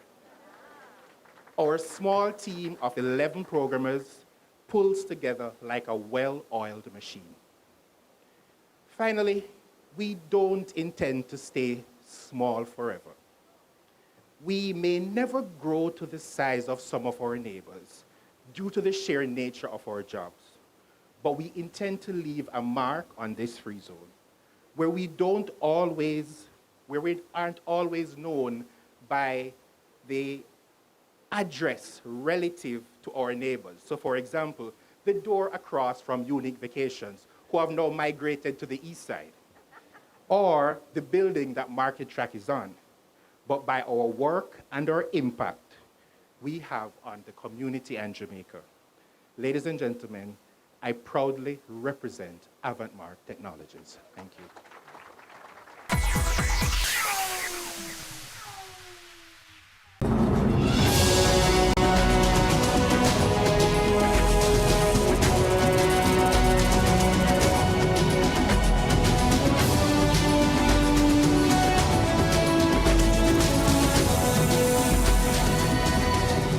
The Good Life, your weekly dose of information on nutrition, wellness, and fitness. Discover ways to nurture your mind, body, and spirit. Your business matters. Business Access TV offers you the most innovative and effective effective advertising solution for your business, specializing in B2B sales, cost-effective solutions, the customers you want, the repetition you need. No matter the size and nature of your company, your business matters. Call us at 876-291-6233 or 876-376-4225. Email sales@batvja.com.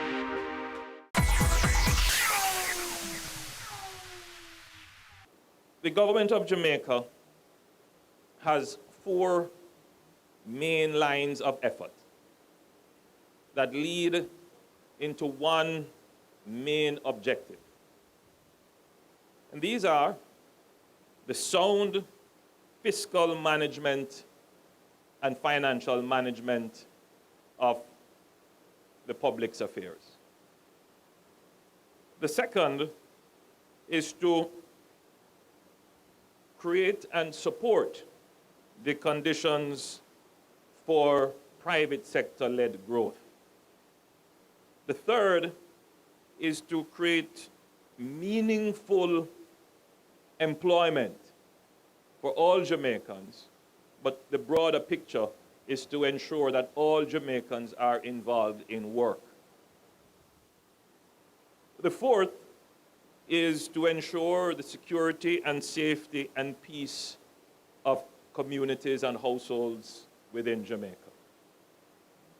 And all of these lead into the ultimate objective of securing Jamaica's economic independence.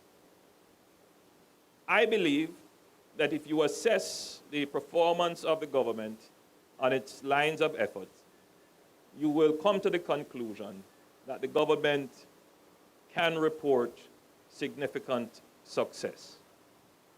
For example, there is no question that the government has achieved major success in ensuring the fiscal certainty of our economy. The debt has been reduced from 141% of GDP to this year we will be just below 100% of GDP. And that is the ultimate index. But there are other things that we should measure fiscal performance on. And that is, for example, the government has seen significant investments taking place in the development of infrastructure. But a large part of that does not rely on the government's fiscal accounts. In other words, we have pursued the expansion of infrastructure and capital formation without having to rely on the budget of the government. Now, this is a perfect example. The PAJ, out of its own resources, that is the Port Authority of Jamaica, out of its own resources, have made this investment, and this investment will bring a financial windfall. Maybe windfall is too much, but certainly profit that you can use to reinvest. But the policy of the government is that all its public bodies must stand financially sound and fiscally certain on their own. And all the assets that they have, we must see to their full utilization. So all the warehouses that are empty, all the parking lots that are now volleyball and football fields, all the real estate that are unoccupied and unused, all the lands that are just growing wild bush, we must find appropriate and high value usage for them. And that strategy has worked. And I want to commend the Port Authority of Jamaica in being at the lead in fulfilling that strategy, in ensuring that our port facilities are being developed, in ensuring that our BPO facilities, those that exist, and the new ones that are being developed. And whilst this facility may be the most modern, in the Port Authority's portfolio of BPO facilities, I happen to know that the work in Portmore, the Portmore, what is it called? In Informatics Park, the PIP, that will be an ultra-modern facility and will probably eclipse what is being done here. In as much as we are pushing forward to see the development of the infrastructure and supporting capital formation without call on the government budget. I mean, the government has to have some involvement, but where these things are commercial in nature, we believe that it should be the private sector or corporately operated public agencies that do them. But the government must also look at the landscape and look to the horizon, because I've often said that, you know, the ship of state is almost like a submarine. It's under sea. It doesn't always see the big picture or the horizon, and so it has to have a periscope that looks up above the water and can see what is to come. Governments have to analyze future risks. So we are making investments now, but one thing of which we are certain is that conditions will change. They can change for the better, or they can change for the worst. One thing we must ensure is that whatever the change that occurs, Jamaica is in a position to survive and be resilient, that is, be able to recover very quickly from adverse change or take advantage of opportunities that present themselves. And so the government must always be forward-looking. And in that forward-looking stance, the government must say, what are the risks that are on the horizon for our fiscal certainty? What are the risks that could cause the government to have to, for example, put on more taxes on people? What are the risks, for example, that could cause the government to incur more debt? And from now, try to avoid those risks. So our strategy of ensuring that the private sector, along with corporately run public agencies, take on the risks of developing infrastructure and capital formation, that strategy works for the people of Jamaica, because it ensures that at no time will there be a call on you, the public, to pay for any eventualities that may happen, and that paying for means either higher taxes or we have to cut services.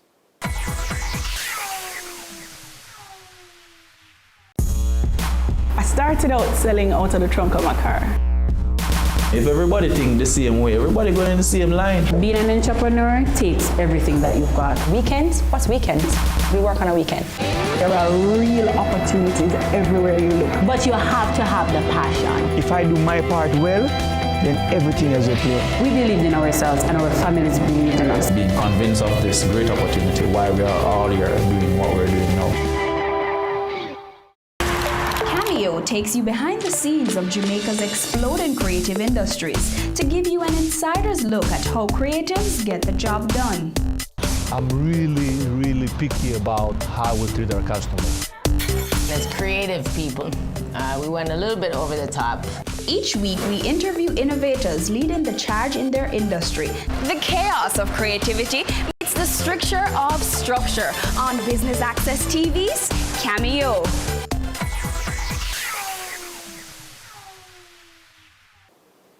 In its present state, Petrojam is a fiscal risk to the government. The truth is that after the JPS ceases to be its major customer by virtue of a decision that the government made to diversify its fuel mix to include LNG, which is a more stable fuel in terms of its commodity pricing, and probably better in the long run for Jamaica, and a more efficient fuel from an environmental perspective. we took that decision. When we took the decision, we should have also considered the other impacts of that decision, which means that Petrojam could lose or will lose 50% of its custom. That could mean, very well mean, that the operations of Petrojam could become a call on the government. And I use the term government, but I shouldn't, because in the consciousness of Jamaica, the Jamaican people see the government as separate from them, which is not the case. The government is just the accumulation of you. So if it is a call on the government's purse is a collection from your pocket. And that's what it is. It is going to be a call on your pocket. So I am not running a government that is under siege, not knowing what is coming in the future, as we have had governments do in the past. And then we happen upon situations. And those who are being critical of the government now should explain why it is we are happening up on situations that are creating fiscal risks for the government.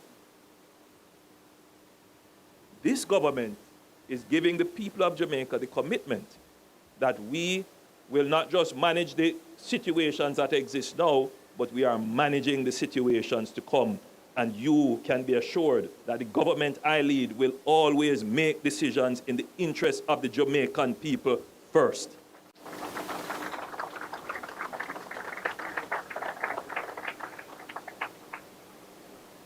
So you may be wondering, what's the connection? But I hope you see that the strategy of the government in doing all of this is about this line of effort in ensuring that Jamaica's government, meaning the collection of your pockets, is fiscally sound. On the line of effort of creating employment, that the government has done exceptionally well. 1.3 million Jamaicans are employed. That's the highest number since the recorded history of the statistic. Now, that's a commitment we made, and we intend to continue to push for greater employment because I believe we can reach full employment, and we are not far away from it. We recognize that training and education is growth and employment prospects. Kind of ironic, isn't it? But it is the truth.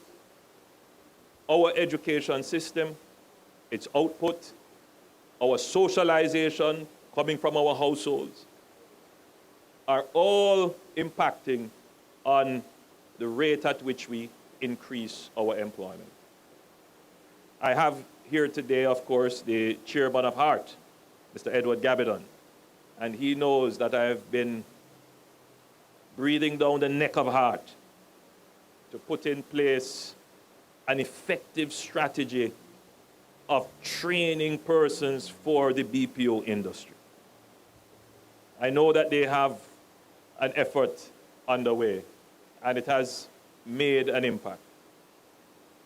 But I'm always concerned when I hear of situations that a BPO enterprise opened just a few doors down, and then the BPO enterprise that was always in existence would come to work on a Monday morning, and half its staff is gone over to the next BPO.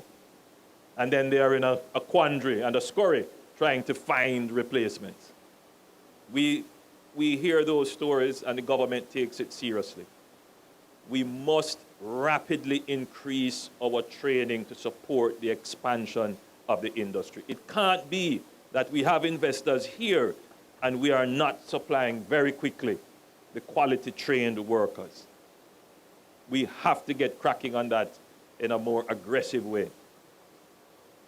And it is not that we don't have the people. You know where they are? Some of them are in lottery scamming. Some of them are in crime.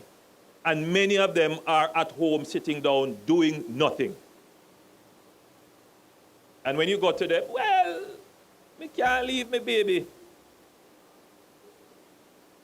Or they hide. Because I've seen the reports. We have gone into communities with programs offering people to be trained, and they refuse to take it. Why?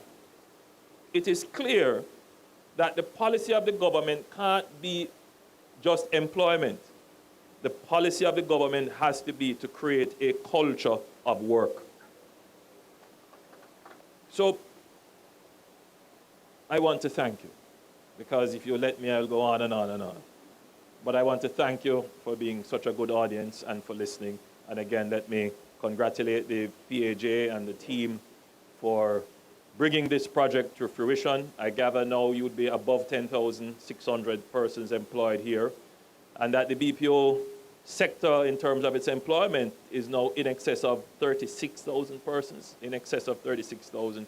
I'm certain that before the year is out, we should be close to 40, if not passing it. My view, and I continue to maintain it, is that we could have hundreds of thousands of persons employed in the BPO sector, providing we can release the constraint of the trained labor force and build out the spaces. As it has turned out, it has been easier to build out the spaces than to relieve the constraint of employment. But I give the assurance that we are working on both.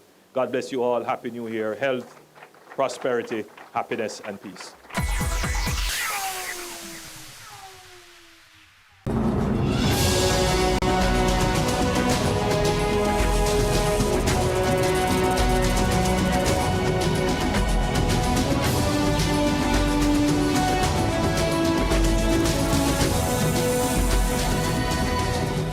The Good Life, your weekly dose of information on nutrition, wellness, and fitness. Discover ways to nurture your mind, body, and spirit.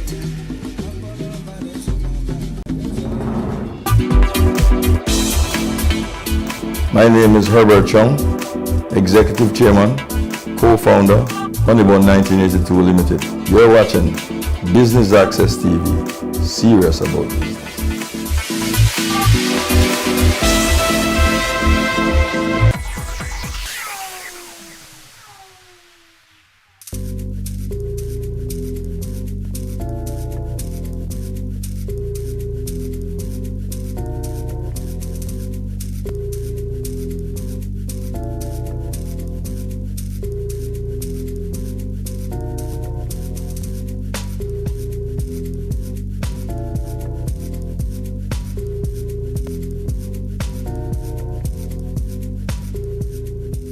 This new building brings new opportunity to Montego Bay as a city of which we are in the Caribbean, and we are the fastest developing city in the Caribbean. But this new building will mean thousands of new jobs for young people, not only from St. James, but from adjoining parishes. And wherever job opportunities are created for the multiplier effect.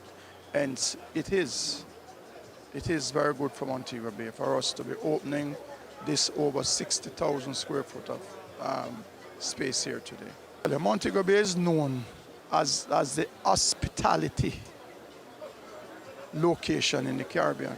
We are more hospitable than any other parts of Jamaica and the Caribbean. The expatriates feel very comfortable, feel very welcome, feel very accommodative when they are here to do business, right? So it is a natural fit for us here in Montego Bay to embrace our expatriates, to embrace our local investors, and to embrace our new workers that are working in this free zone area, which the last count that I had, we have probably over 12,000 persons employed in the BPO sector in Montego Bay. And just having a discussion in another 3 to 4 years, it might be up to 15,000, 16,000. So it is growing. So Montego Bay is the place for BPO. I know it is being branched out in other areas of Jamaica, which I commend that also. But Montego Bay will be the preferred destination because we are the hospitality capital of the Caribbean. We in St. James we are ahead of the rest because the Art Trust NTA, the high schools, the secondary schools are integral. They go into the school and when they have their student awareness as it relates to job opportunities, the BPO sector plays a very, very pivotal role. And I must say to you, this is an era in which is a good start for any young person. Because to leave school with 2 or 3 CXC subjects, you know that in most cases you can't go into college with that. You can't go to a university with that. But you can enter the BPO sector, earn yourself much more than what you would have been earning if you were sitting down at home, and build your capacity from there. So it is a good start for those who did not achieve the 5, 6, 7 subjects to move on to college and to move on to university. So I would encourage all young people who have acquired 1, 2, 3, 4 subjects and they want to make a start in life to start at the BPO. It is a steady and growing industry. And I know a lot of them that started, and a number of them now are in supervisory position, big supervisory position, taking home working and living salary. So, I mean, I must tell you, you can know when they just started working. You know, they don't look that bouncy, but after 3 months and the hairstyle change, the whole makeup change, the clothing change, and you know that they are making money and they are earning their way to prosperity.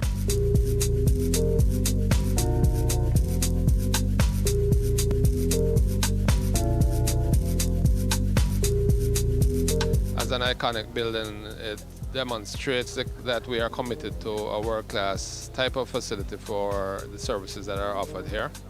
We're also keen on moving upscale from just the normal call center type operations to more knowledge-based operations. And we believe that those jobs will be even more attractive to the graduates from our university system, as well as those that you asked about, which are those who want to work and study. Students in some of these areas, the areas that I've spoken about, law, finance, medicine, and so on, will want to have jobs that relate to the things that they are studying. And the opportunity then to be working here and going to the Western Jamaica campus or the other campuses in the region would be very attractive for them. The manager of the facility, Gloria Henry, is already has collaborations with the community center here. So there are a number of students who are workers here, employees here in the center, but who are pursuing degrees and other programs at the community center. So there's quite a symbiotic relationship between the university system and what we have here, going here at the Montego Bay Free Zone. BPO is excellent for Montego Bay. Gives a lot of employment, has a lot of people, and is expanding very rapidly. And it will be a big future for the town. And with the bypass road coming next year, makes a huge difference to Montego Bay.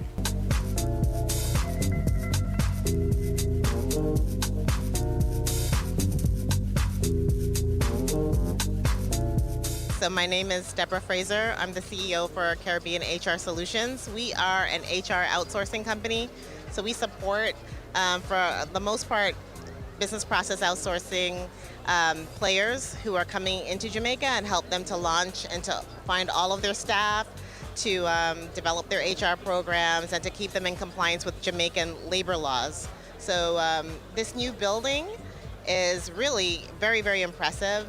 Jamaica has been successful at attracting the top outsourcers globally, and that's responsible for providing really great quality jobs. So companies all over the world are turning to outsourcing their core and non-core activities. And Jamaica has been very, very successful at showing the world that we have bright, talented people who can work in several types of jobs, including quality analysts, workforce managers, service and sales, IT. I mean, it's amazing. So the building really does represent a lot of hard work that's gone into building this industry. So we're happy to support it.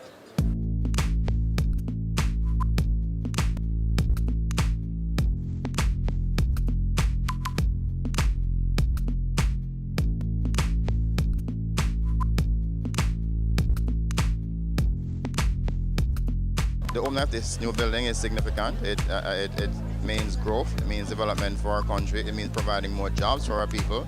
So I think this is a great move and a move in the right direction for us here in Montego Bay and by extension Jamaica.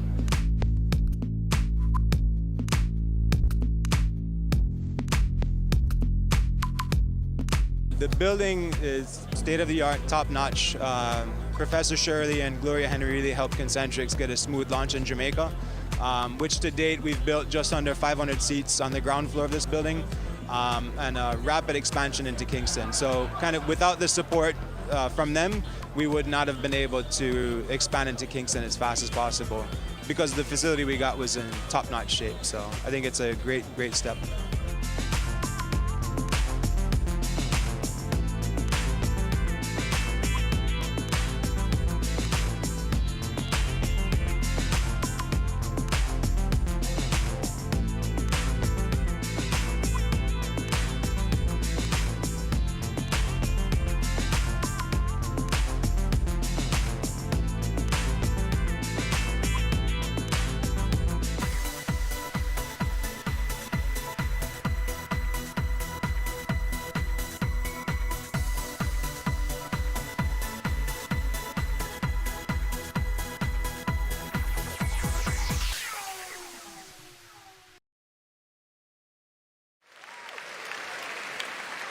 I do have a dream, and I know you have a dream, that we can make Jamaica the place of choice for you to choose to live, to work, to do business.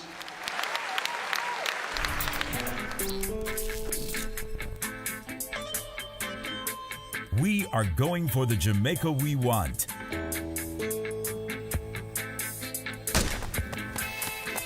Making steady progress to achieve the Sustainable Development Goals in our National Development Plan, Vision 2030 Jamaica. We have teamed up with valued partners, working through strong institutions to reduce inequalities in our society. We commit to being responsible in our production and consumption, ensuring we build sustainable communities in harmony with nature.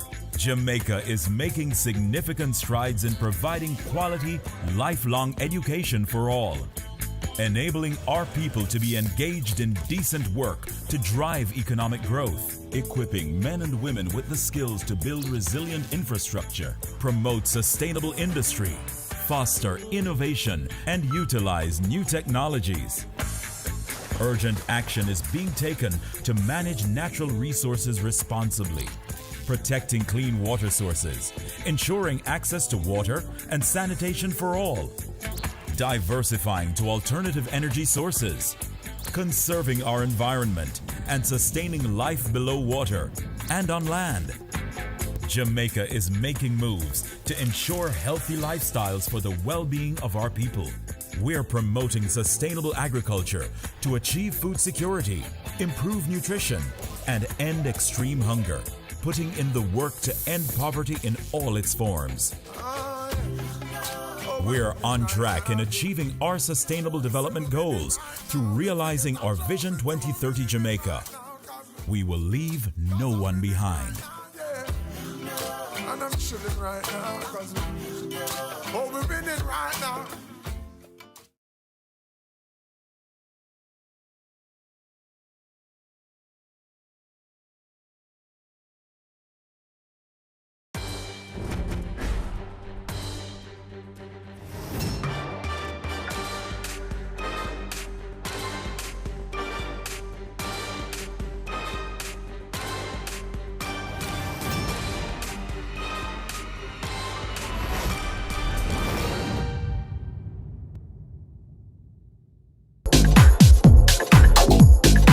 Hi, it's Novia MacDonald-White, Senior Associate Editor at the Jamaica Observer. And guess what? You are watching Business Access Television.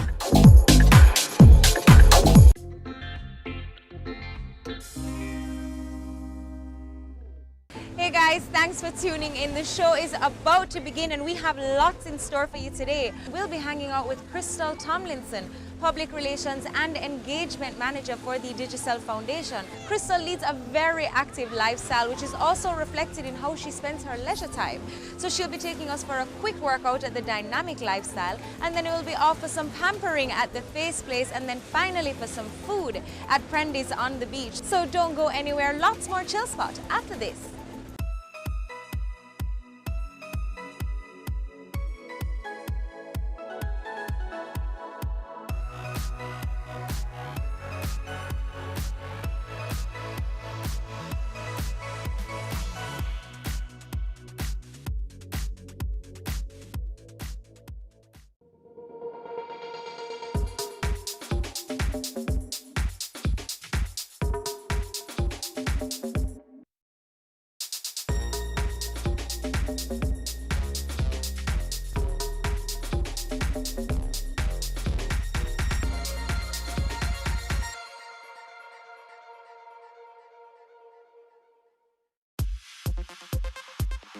We are about to go inside and meet up with Crystal, but before we do, here are a few quick facts about her. Crystal, a daughter of Manchester, made her parish proud when she entered and won the Miss Manchester Festival Queen competition, and then went on to win the Miss Jamaica Festival Queen competition. She's only 26 years old, but she's been holding her own for a while now, working as a TV and radio presenter, and then impacting the lives of many, now through her role at Digicel Foundation and the $5 Forum. She adores her mom and will never forget her country upbringing. Her down-to-earth personality, though, has captivated the lives of many Jamaicans. Let's head inside to meet this phenomenal young star. Hey Crystal, how are you? Hi, I'm Wait, good. let me tell you hi first before I jump on the bike and start riding. So I'm excited about today. What are we going to be doing? Well, we're starting off with a little workout, and I use the word little loosely. No, look at you though. Hats in Look charge. at you. Is this a warm-up? It is. No. It is. Jeez. So after the gym, there's Face Place for a little pampering. Treat the muscles nice after the workout, and then Prendy's on the beach For some fish. for some fish. Yes, That some sounds seafood. good. So working out, how important is this to you and your lifestyle? It helps to set the pace for my day. I am an early starter, and the more I do in the morning is the better I feel as the day comes to an end. I don't get anxious about, Lord, the day I done, I'm not done what I'm supposed to do, because I would have started very high energy. And it gets me up and in the right mood, and it's good for my body. I'm learning how to do things that are good for Crystal. There is no pay that I get from it. I'm not preparing for a pageant. I'm just doing this for Crystal, and the reward is it's good for Crystal. So it's good mental juice for me too. Now tell me about Dynamic Lifestyle, because it's a fairly new gym, right? It is. Patrice, who is my trainer and also the managing director, she's been doing it for a while, but the gym itself, the physical gym, is new. It is dynamic, as the name says. It has you going from cycling, which is a standard part of cardio, to battle ropes, to tire flips. It's a mix. So you can do the boot camp components of it, but she mixes it in with things that you're already comfortable with. So you can feel a little powerful in the middle of it, and then she hits you with something that is just like way left field. But I like the energy that she has, because I work out well on my own, but I do better when I have somebody who realizes you can take 10 more pounds. Right. You know, by myself, I'll just stick with maybe a 30, and she's like, you could have do 40. Come on now. And I like that. I know I need that sort of bully behind me to say, go, go, go. We already interviewed Patrice for Chill Spot, and we worked out. I don't think I've recovered yet from that workout. So I'm not exactly looking forward to the one we're going to do today, but... This workout with Patrice, you enjoy it at the end. Like when you go home and your limbs are weak and you look back and I say, boy, that was a good I workout. went through that. Go, Crystal. You could be a soldier. But in the middle of it, you want to die, and you probably want to fight her. But in the end is when you really get the joy of it. Maybe we can get to the end quickly. Yes. With this workout. Wrap up the cardio.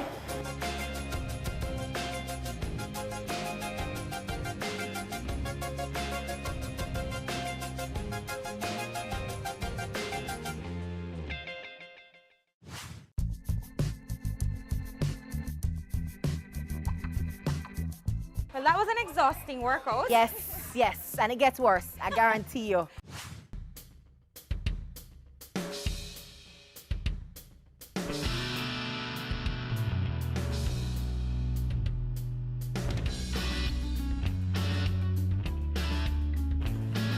Up on your box now, jump, off, burpee.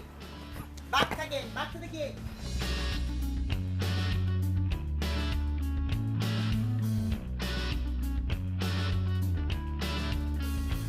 Right in front of your box. 1, 2, jump up again. Back off in the burpee. Back to the gate.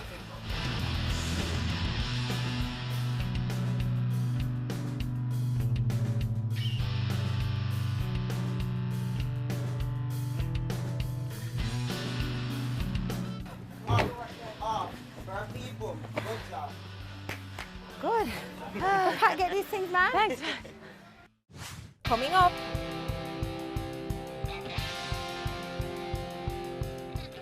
What sort of impact do you aspire to make in your industry? Excellence. I want that to be my hallmark and my signature. Excellence. And when people see me or anybody who looks like me or anybody who's doing what I'm doing, I want them to first assume that it will be excellent because I didn't know Crystal and she used to do this, so I'm going to give you that chance to be excellent too.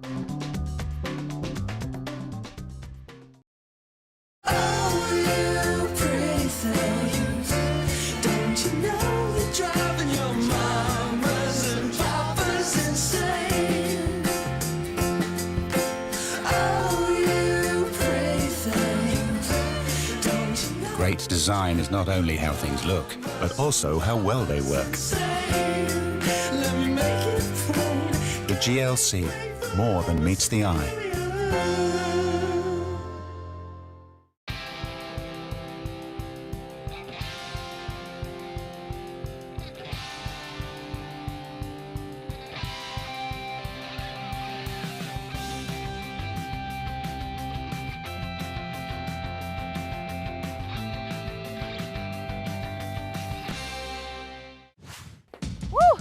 All right, Crystal, all right.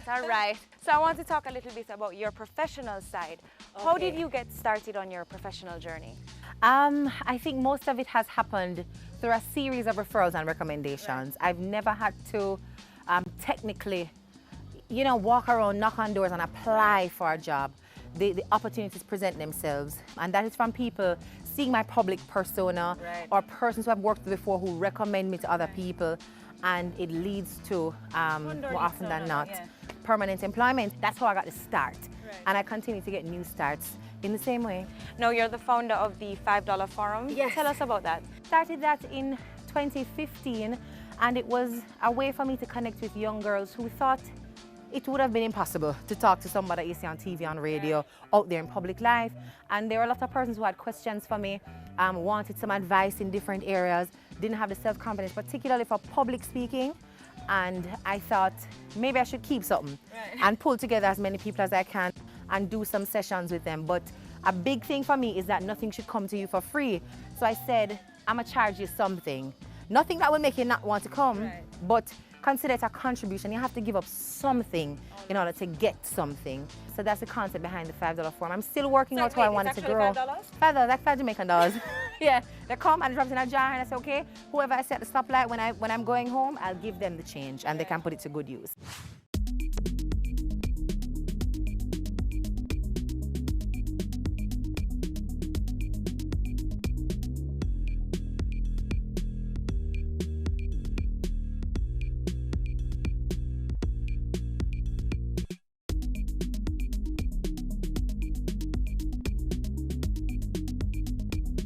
Now, Digital Foundation, talk to us about your role there. I am the Communications and Engagement Manager there. I've been with Digital Foundation for 1 year and 3 months, and it feels like 5 years because the pace inside the organization and the level at which you're required to operate, you do a lot in a 24-hour or a 40-hour work week. So it's interesting because I'm learning so much on the go. The space is dynamic, so you're forced to grow into the consummate professional. Time management, task and project management, people management, relationship management, and just understanding this ever-changing space that you're working in. It calls for a different type of creature. And if you're not built to be inside the belly of it, you won't last very long. But once you have your mind set towards a goal of accomplishing something and coming out successful and learning and growing, there's no loss in it.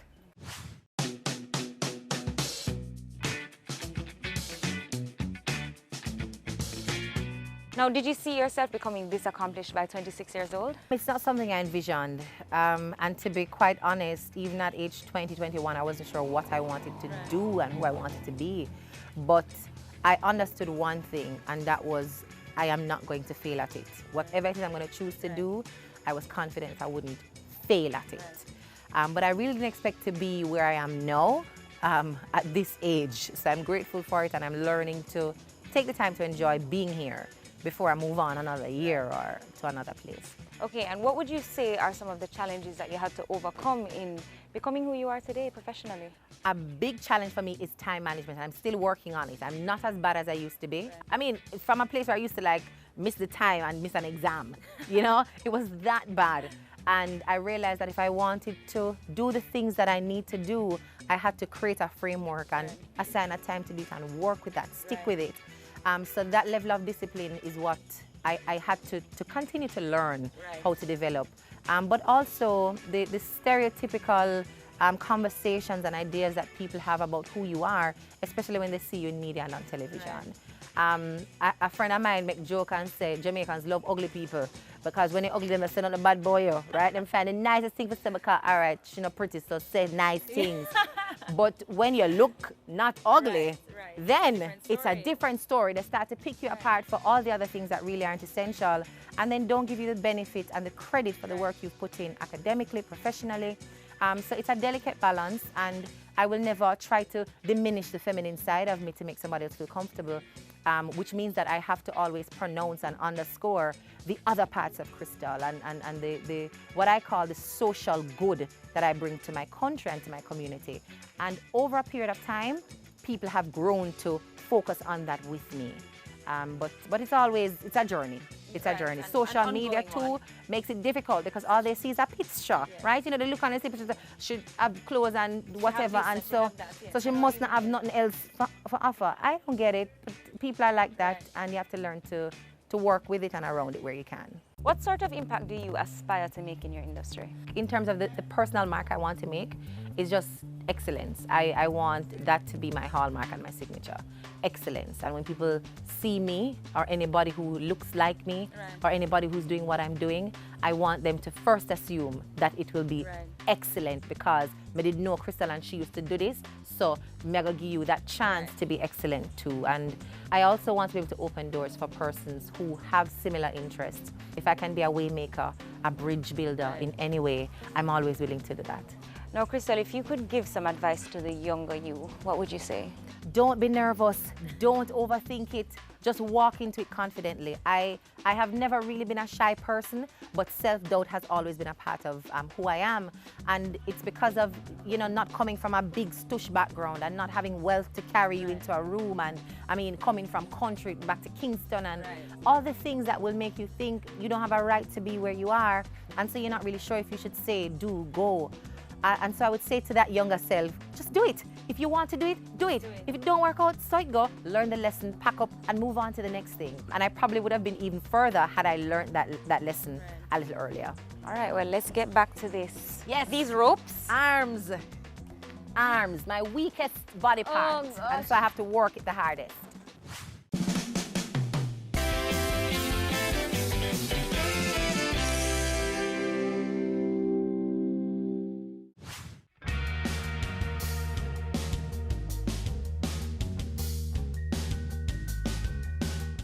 Who's going to be my masseuse for today? Hi again, Crystal. Hi. How are you? Hi, I'm good. Welcome to my place. Where I jam once a week. I feel like it's her face place and not just the face place. To an extent, I feel that way. Yeah, I feel at home here. I try to come as often as I can to do my little prepping. Right. You fix up. Yeah. What would you say is the thing that keeps people coming back here? Our experience, over 40-year experience in doing what we do best. And they have very nice staff here, so they do. They check in on you to make sure that what they're doing is what you want them to do. I just love the ambience here. You just, as you come in, you feel relaxed. So, what are we doing today? We're having a full-body Swedish massage. Full-body Swedish massage. Oh. So your therapist is ready. Okay, thank you. Oh, hey, Crystal. Hi, it's good to have you Good again. to see you again. Hi, I'm Janelle, and I will be your therapist for today. So, are you guys ready? Yes, we are. Come this way, please. Thank you.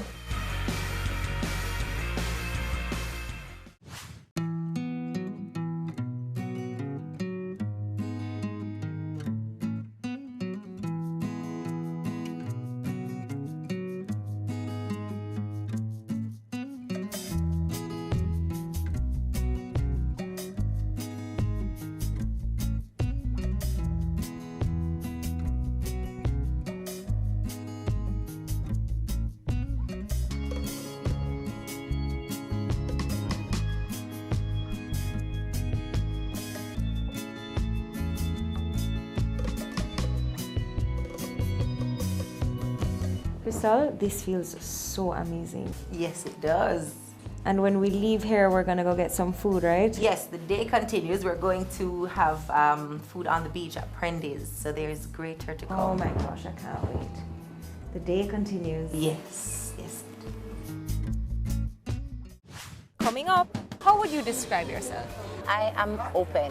I think that's probably the best way to describe my approach to life and even how I deal with myself.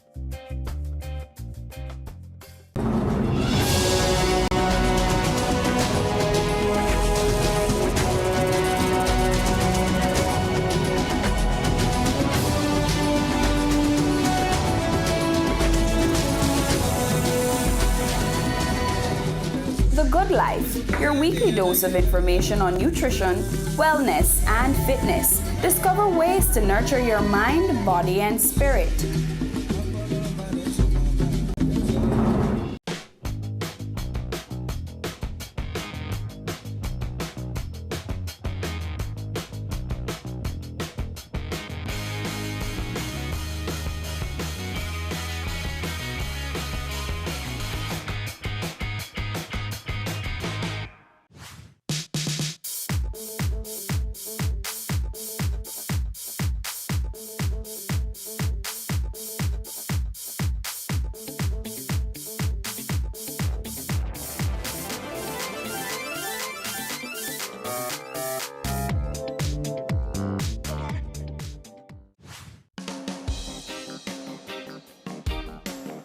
So how often do you come out here?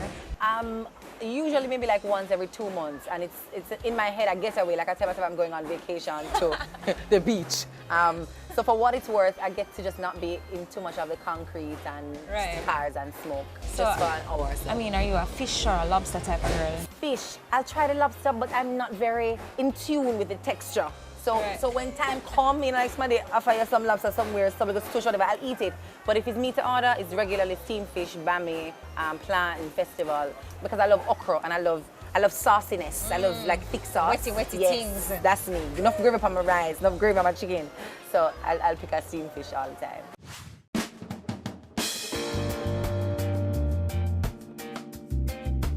Hi, how are you? Welcome to Prendy's. My name is Shamar. Hi, Shamar. Nice to meet you.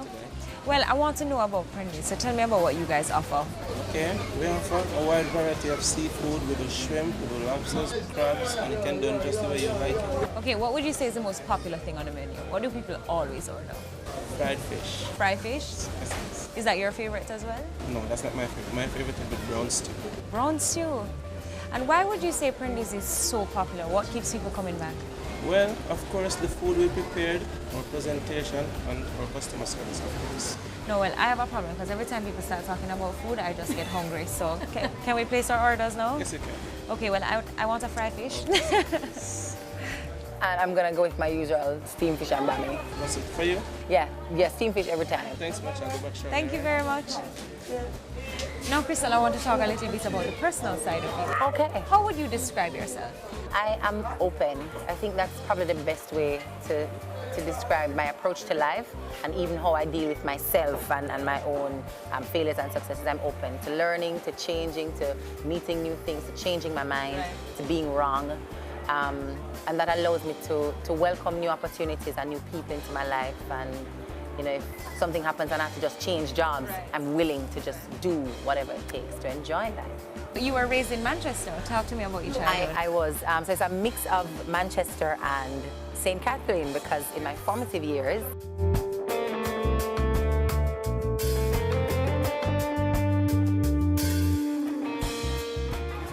thank you. So in the formative years, it was St. Catherine, specifically Portmore, which is how I came upon Hellshire and Prendy's. Right. So from as a child, I've been, you know, dabbling with the beach. Still can't swim, but so childhood in St. Catherine was a little boring. You know, there was not much to do, and Portmore was just developing a personality. Right. But by the time I went to country, so how you end up in country? I switched schools. So I was attending high school in Kingston. I went to a couple. So I have like a very big alumni background. Everybody. Merle Grove High School, Alpha Academy, and then I went to Manchester, so I went to Manchester High. Well, mommy switched jobs, and so we had to switch schools, and we got to Mandeville, and it was a new experience, very different. If I thought Portmore was boring, the pace of Mandeville was much slower, but the people were just very warm and friendly, and it was a clean environment, and it felt like a new start for you. But childhood would have also included the influence of my mother. I grew up as in a single parent home with my younger brother, who is about 2.3 years younger than I am. 2.3, okay, so, right. So, very specific. That was interesting because, you know, you're taking on the role of older sister, and sometimes you can't draw the line between sister and mother. So my brother and I used to, you know, kind of go on it. You're not my mother, can't say what we do. But you want to cook your breakfast, right? So someone has to give. So, but it was fun, it was fun. And I was about to ask you about your siblings. You only have one brother? Only one brother. Many cousins, but just one brother.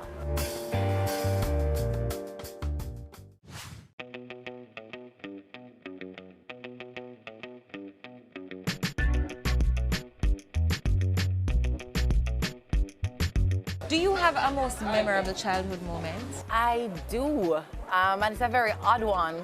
It was of me spending too much time at my friend's house. So my mother used to have a rule, very simple rule. Anytime primetime news come on, if you're not at your house, you're in trouble. So primetime news must catch you at nobody's yard. So I was at my friend's house, maybe like a block away from my home. And you can stand up in my house and look and see my friend's house, right? So they know I'm up there.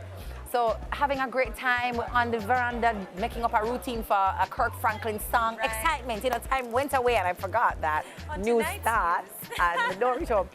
So I only hear knock on the door. I hear Serena, that's her name. Serena's mother says, "Crystal, your mommy's here." My belly bottom dropped. And I just go into a state of panic and fluster. And she comes to the door, she says nothing to me. She just says to the lady, "Thank you. Hi, Serena, how are you?" And pretends that I'm not even there. But I know I'm gonna get a whooping when I reach home. And I remember the walk, it felt like I was heading to the gallows, like just before them cut off your head. Walking from Serena's house to my house, I will never forget that day. And I was just in a frenzy to start ball before anything happened. She don't even say anything to me. All she's saying is walking from Serena's house to my house.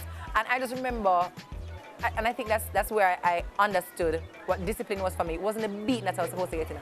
It was the fact that there's a rule, we have an understanding as parent and child, and you have violated that and you know you're wrong. And so within myself now, I'm just trying to come to terms with, Crystal, you need to remember that there are rules that you must abide by if you're going to live in peace with your mother. Because she don't beat you often. But I really call that beating upon myself. And just the entire flood of emotions that happened to me on that day, that memory is just so vivid and familiar. And of course, the people on the roadside will see her get the draw, right? Because she's not holding your hand, you get the draw. And it just reminded me to know yourself. Know yourself, no matter how big you're getting and how much fun you're having, just be aware of the responsibilities that you have to your parents, to whoever it is, and to yourself. Do what you know you must do, and don't get carried away. What would you say is the secret to balancing it all? Because you do so much. I learned to plan. When I started at UA, I had a lecturer, Dr. Cummings, and she would always talk about a time chart. Everybody must write up them time chart. Tell yourself what you're gonna do, what time you're gonna eat, what time you're gonna bathe. And she asked us to do it from first semester, and I just kind of like, later on, I can't remember what I need to remember. Until I missed an examination, because I wrote it down in the back of a book and didn't put it in a calendar. And so for instance, it's Wednesday, February 3, I wrote Thursday, February 3. So of course, Wednesday I was asleep, and Thursday was not February 3. So I learned the hard way to properly plan things out and write it down inside a structured framework.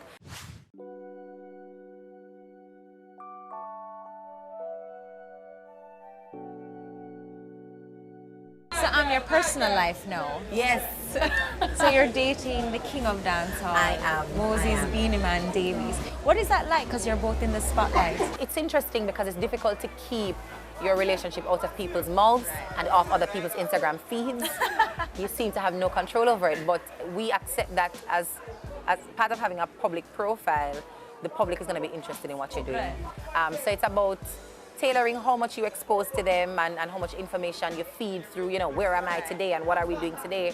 But also accepting that there's an air of misunderstanding that will come when people are separated from you. They don't really know you. So they come up with ideas of who you are and who you're supposed to be. But that's about the perception part on the outside. Between the two of us, there's a clear understanding of what makes us comfortable and what makes us uncomfortable. And for the most part, we value simplicity. We value watching Netflix, eating rice and peas on a Sunday, sitting down and talking for much of the night or the evening, going out and having dinner like we're not really famous. So it's about keeping as much simplicity and regularity and normality in there as we can. So when people start to treat us differently, we can accept that, but then we know we can go back to just being regular folk.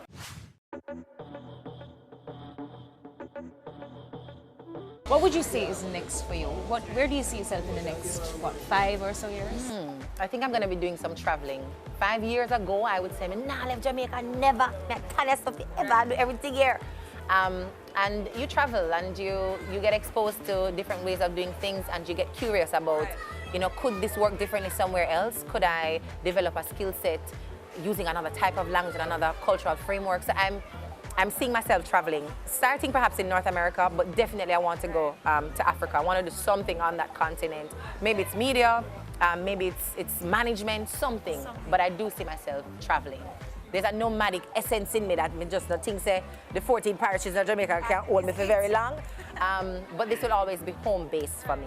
Always be home base for me. But I want to see the world and do the world a little bit. Okay, but I want to eat fish right now. So, lionfish. Let us have some food. Yes.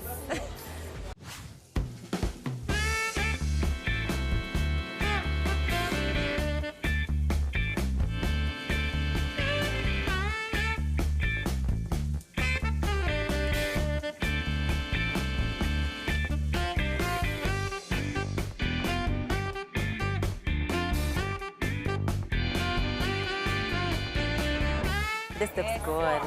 That's pretty. Presentation. Thank you very much, Shamar.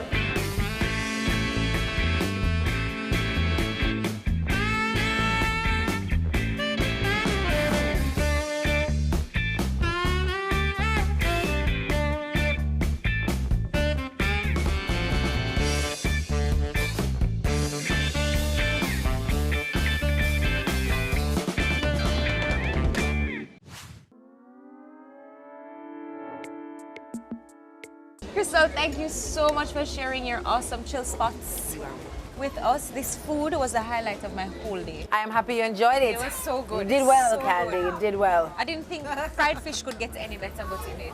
So thank you so much. It was awesome.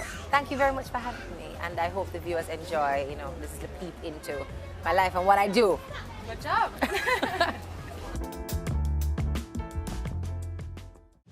And that brings us to the end of another episode of Chill Spot. Interesting conversations, a good workout, pampering that left me wanting more, and not to mention that food. Needless to say, I had fun and I hope you enjoyed the show. Until next Friday, I'm Candy. Bye. Well, Crystal, thank you so much for sharing your very... Like, were we ready? Was this a taste shot? Sorry. Crystal, this feels so amazing. Yes, it does. And I know when we're sorry. Stay tuned, more Chill Spot after this. Oh wait, sorry. Am I supposed to walk off?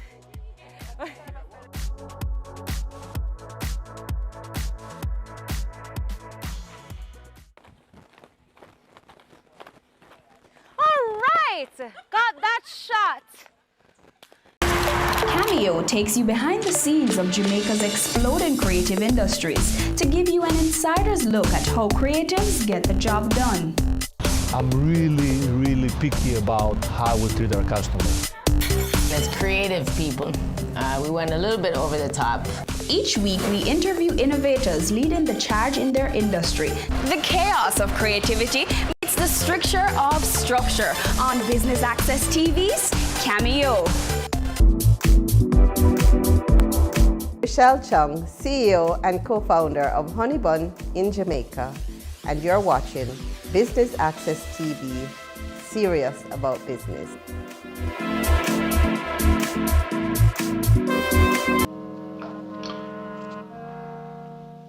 It's a honeycomb.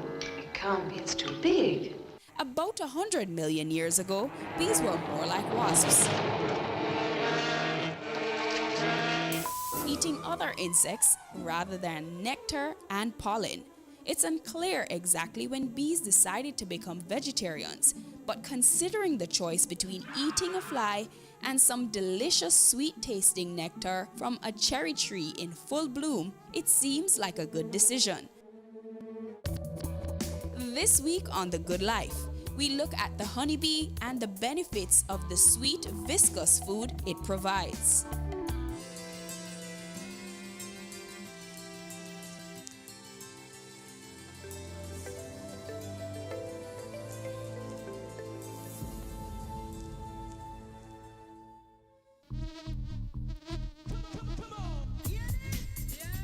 Scientists believe that bees are responsible for the rich flower diversity we enjoy today. And so it was fitting to journey to the breadbasket parish of St. Elizabeth to talk to renowned bee farmer Elton Cawley. The bee is very important to life itself. The bee supports about 60% of the food production. So without the bee, we probably would not exist. The bee also produces honey, the main thing, honey, which is a health food. Honey is really the nectar that they take from the flower. There are different set of bees in the colony. You have the worker who collects nectar. You have the nurse bee, that is a newly emerged bees.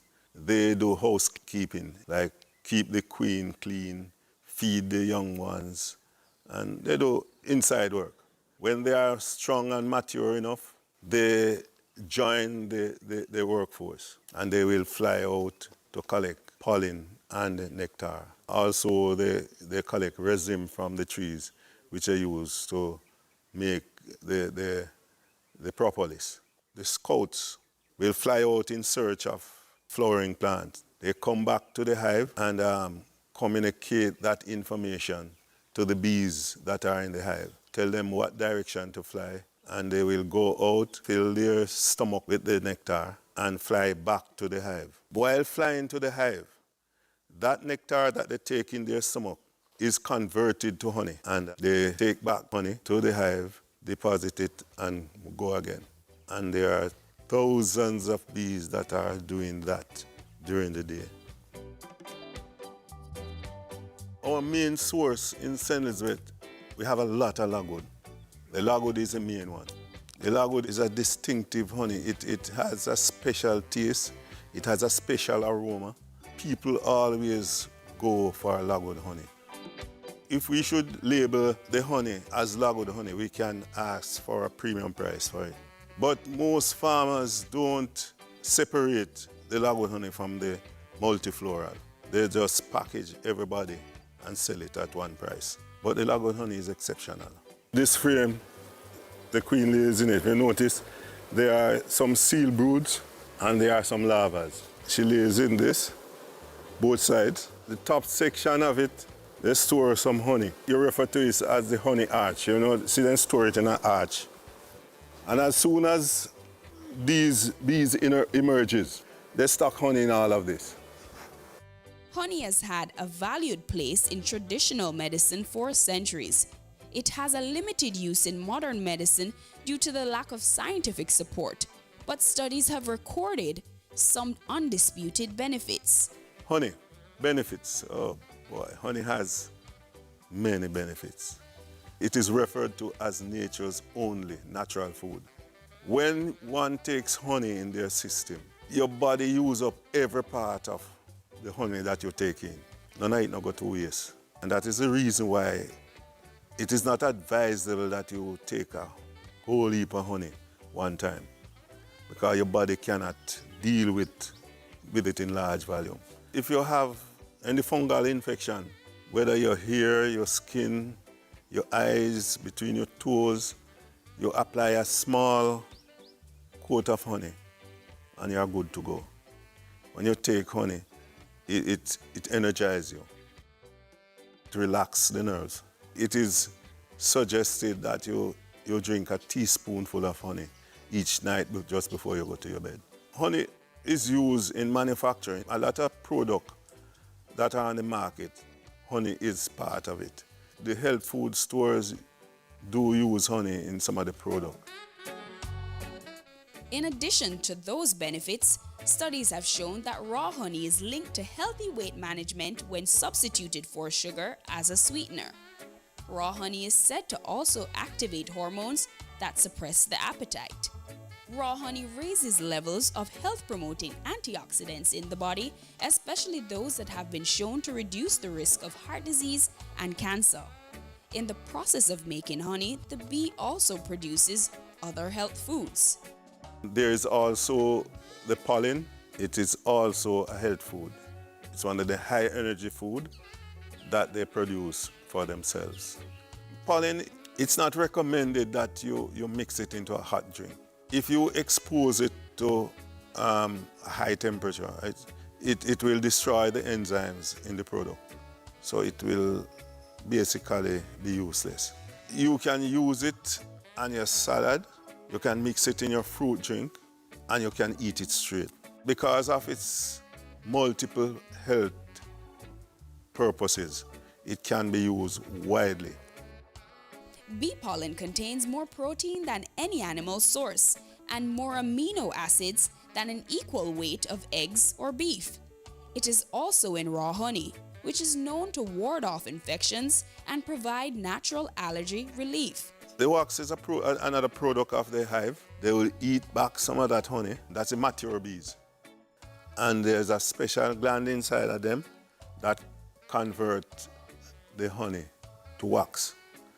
That wax they use to build the combs and to build the cells and to seal it whenever they fill it with honey. When we extract the honey, we find ourselves with the extra wax. We can either sell it or use it back in the hive. The wax that is sold is often used in the hair and beauty industry as an ingredient in lip balms and natural makeup. It is used in moisturizing body bars to combat chronically dry skin, eczema, and other irritating skin conditions, and is excellent for conditioning and strengthening braids and dreadlocks. The bees produce the propolis mainly from the rhizome of plants, and they mix it with some enzymes and other products. The propolis have antibiotic propensity, so they use it to sterilize everything inside there.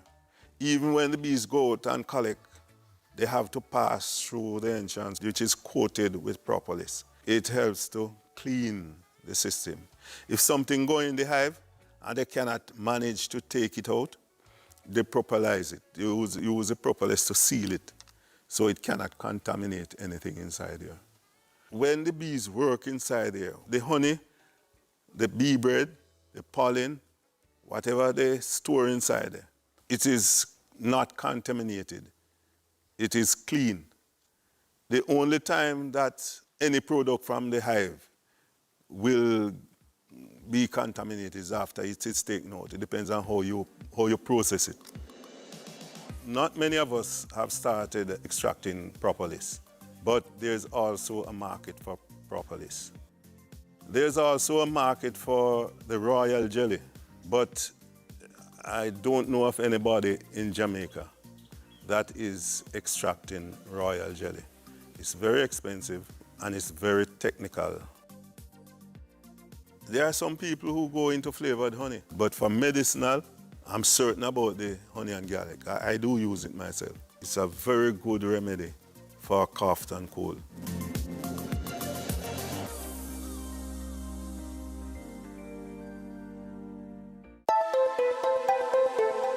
You can't please your shareholders before pleasing your customers and pleasing the staff. All three are very important. This week on Business Access.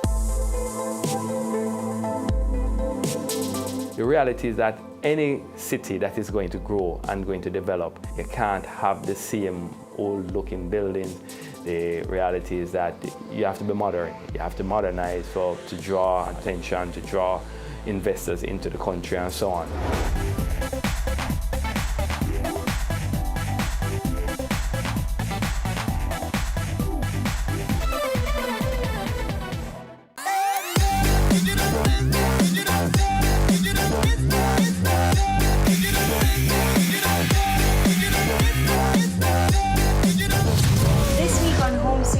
We go around Jamaica to visit a few of our most historical homes, each with their own little story. Our first stop, let's find out.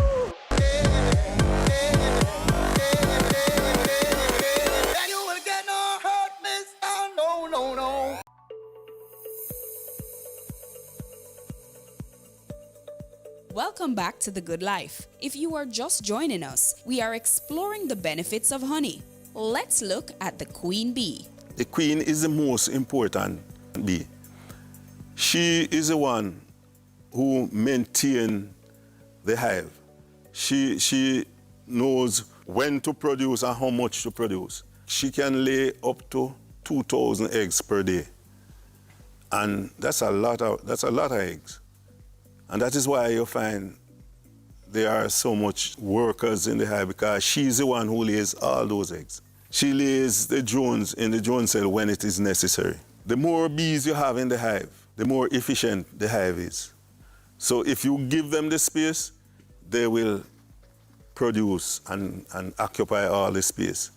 The aim of keeping good hives is to keep it strong, especially when it's coming up to flowering time. You will have to determine how fast you want your hive to grow, For example, you must know whether you want more hives or you want more honey. Now, if you want more hives, you're going to have to keep splitting those hives. If you can produce queens, you can produce queens from the hive without allowing the bees to do it. We have a few queen producers in Jamaica. I am not one of them. I use the traditional method, the old-time method, right? By setting the bees, make them queenless, put some bees together, make sure you have eggs, larvae, and seal brood with those bees that you put down there, and they will create a queen. 7 days after you put down those bees, you will go back and you check if they are producing a queen. All the eggs, that 2,000 eggs that she lay per day, most, I would say 2/3 or more of those eggs are fertilized. Any one of those eggs, they can convert that to a queen. Those bees, they have a special gland in them that generate the royal jelly. That's why they call them the nurse bees, because they are the ones who produce the royal jelly that they use to feed the larva and to feed the queen. And by the way, the queen only eats royal jelly, and she's fed with the royal jelly by the nurse bees. They build one of these worker cells, or two, and they feed it, they stock it with royal jelly. Fill it up, they build it longer than the ordinary worker cell, and stock it, fill it with royal jelly, and seal it, and leave it there. After some days, a queen will emerge. With growing campaigns about health and wellness, more people are opting to use honey as the preferred sweetener. But can we satisfy this demand? There's a high demand for honey locally. We can't even think about the international market because we are not producing enough to satisfy the local demand. So therefore, we have to be focusing now and upping our production so we can meet the local demand. There are about 48,000 hive of bees in Jamaica presently. This is coming out of the Ministry of Agriculture. I think they did a survey. And we have about 30,000 beekeepers. Most honey producers, they dispose of their honey by June. And after that, the people who have some honey still purposely hoard it so that they can ask for extremely high price. But from January to June, honey, this price is sort of stable. Though there is potential and hope for growth for the bee industry in Jamaica, Mr. Cawley outlines some hard facts about its current state that may hinder development. I would say at this point that beekeeping is a pretty expensive venture to go in. But the good thing about it, you can recover your investment within 2 years if things are normal. Bees are selling now anywhere between $15,000 and $20,000 per single colony, full single colony, 15 and 20,000. You can get it cheaper, and some people are asking more. But it depends on who is selling it, because some people just get fed up and want to get out of it, so they will sell it for any price. They will sell it for cheaper than that. So if you're lucky to find someone like that, fine. But it's not only the cost of the hive. There are some other equipment that you have to buy. You have to buy a veil. A veil is running between $3,000 and $4,000 per veil. Hive tool, probably about $1,200 or thereabout. You have a smoker running between $10,000 and $11,000. The hive body is sold at about $1,500 each. The frames are sold at $150 each. Foundation is $2,000 or more per pound. Now, if a person sells you a hive of bees for anywhere between $10,000 and $15,000, the hive body, the frames, the foundation, that will be part of that package. Here's the hive tool, the smokers. Those are additional to the $15,000. The last price is about between $1,200 to $1,500 per 750 ml. The bulk honey is going about $30,000 per 22 liter, about 5 gallon. That's expensive. This type of price is as a result of the higgling. The higglers will buy the honey and they will go out there and sell it for any price. There are some people who will buy the bulk honey and keep it until these times when the honey is short. So they will go out there and sell it for some really high price. The interesting thing about it is that people are buying it. So that is the reason why the honey price won't be stabilized for now.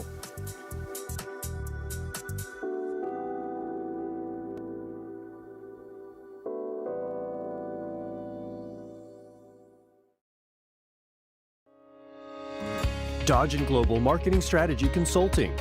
Marketing isn't a department, it's a system. Having an integrated and cohesive marketing plan allows each marketing technique to support the others, thereby creating a synergy of branding and growth for your business. Dodge & Global can assist you in making smart decisions with lasting value in regard to the following key decisions. Determine if there is a paying market for your products and services. Craft long-term and short-term marketing goals. Define marketing campaigns. Create marketing strategies. Select powerful marketing techniques to reach your audience. Choose a brand and image that reflects your core message. Design marketing materials. Design internet marketing strategies. Track marketing results to determine the strongest techniques. Because it's so important to create an integrated marketing strategy that will bring in business, get advice and mentoring from people who are already successful marketing experts. Our team can help you make smarter, more effective decisions. Let's have a conversation. Contact us at email info@dodgen.global. Website https://dodgen.global. Sundays at 4:30 p.m. It's all about Home Sweet Home. Get your half-hour dose of the business of real estate, from laws and concepts to reality, building, buying, or renting. Or what about trends in decor or renovations? Home Sweet Home will keep you up to date.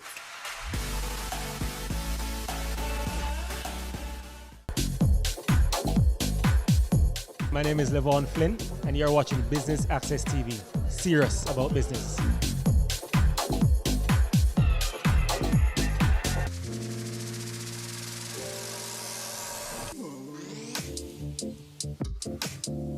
Welcome back to The Good Life. Before the break, bee farmer Elton Colley highlighted some major concerns faced by the bee industry in Jamaica. He continues. The bee industry have been suffering for some time now. I would say about 3-4 years since we have been seeing a steady decline in the production of honey. If your bees are not strong, even though the plants are flowering, they will not be able to collect enough nectar to produce the honey in large volume. So the key is to keep your bees strong. And our strength has been declining over a number of years. We have been looking at several factors of the decline locally. Up to this point, we haven't come to any conclusion as to what is the cause of our problem or decline in Jamaica. There was a time we were looking at a type of insecticide that the farmers use, that they say it is neonicotinoid, but they haven't come to any conclusion. We are still out there hoping for the best. We have been doing our in-house maintenance, and we are dealing with whatever other challenges we are having. But outside of bee farmers who are doing what they can to save the bee industry, who else can help? The Ministry of Agriculture. Yes, they can do a lot. Firstly, there should be some regulation as to the destruction of the plants that generate nectar for honey production. What is happening to us in St. Elizabeth? Coal burners is playing havoc on our main honey producing plants, the lagwood. They will go into an area where lagwood is, and when they are finished with it, you don't see nothing. Everything is flat. That is a dangerous practice for honey production. There is still some regulation as to the importation of honey. I think that is still in place. I think they need to ensure that nobody bring in honey in Jamaica, because without it, it's being properly screened. Honey carries some of the problems like the foul brood, for example. From an area is contaminated with foul brood, the bees will spread it within the area that they forage. They take it to the plant on their legs, they leave the spore on the plant, and bees from a healthy hive will go to that same flower, pick up the nectar along with the foul brood spore, and take it back to the healthy hive. Foul brood, it destroys the hive over time. We also have pests. There is a mite and there is a hive beetle that we have in Jamaica now. But we are working on it. We are trying to see if we can counter it or to decrease the population of these pests and disease. Individual farmers will have to apply their own remedy. For the mite, there is a chemical that you use. But another problem with using that chemical, it can get in the honey, so you can only use it at a certain time. And not everybody going to adhere by the rule. So we stand a chance of contaminating the honey.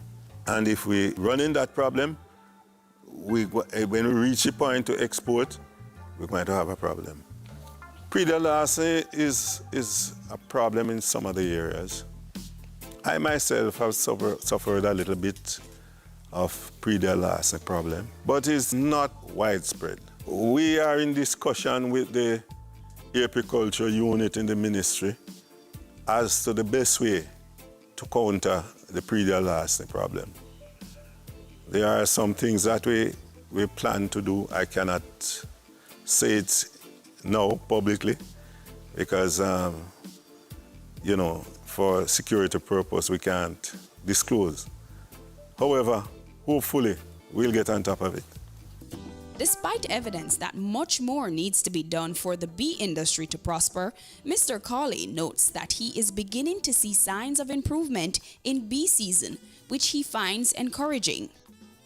The main flowering time starts about December, January, February, March, down to April, May. After that, the flowering will cut back, and that's the dearth period. The dearth period is when they don't have much out there. But if it's an extreme condition where it's dry, we have to feed them full scale with either sugar or soya blend along with pollen substitute. The honey production, honey, pollen, propolis, all of them, they produce in large quantity from December to April. The bees are looking better at this time of the year than they have been looking the past 2-3 years at this time. So we are hoping that it is a sign of a turnaround for the industry.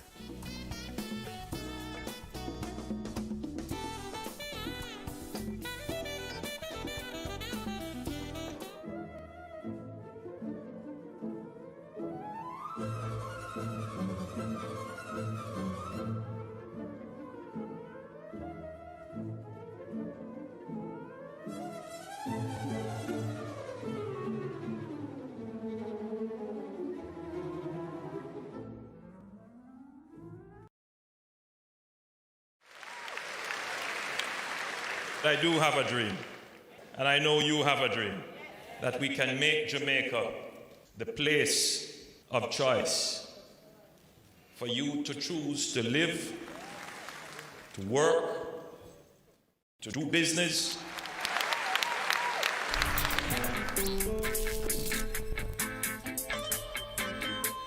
We are going for the Jamaica we want.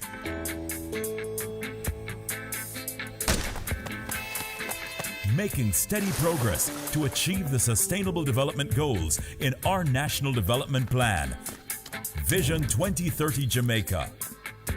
We have teamed up with valued partners, working through strong institutions to reduce inequalities in our society. We commit to being responsible in our production and consumption, ensuring we build sustainable communities in harmony with nature. Jamaica is making significant strides in providing quality, lifelong education for all, enabling our people to be engaged in decent work to drive economic growth, equipping men and women with the skills to build resilient infrastructure, promote sustainable industry, foster innovation, and utilize new technologies. Urgent action is being taken to manage natural resources responsibly, protecting clean water sources, ensuring access to water and sanitation for all, diversifying to alternative energy sources, conserving our environment and sustaining life below water and on land. Jamaica is making moves to ensure healthy lifestyles for the well-being of our people. We're promoting sustainable agriculture to achieve food security, improve nutrition, and end extreme hunger, putting in the work to end poverty in all its forms. We're on track in achieving our Sustainable Development Goals through realizing our Vision 2030 Jamaica. We will leave no one behind. And I'm chilling right now, cause we're winning right now.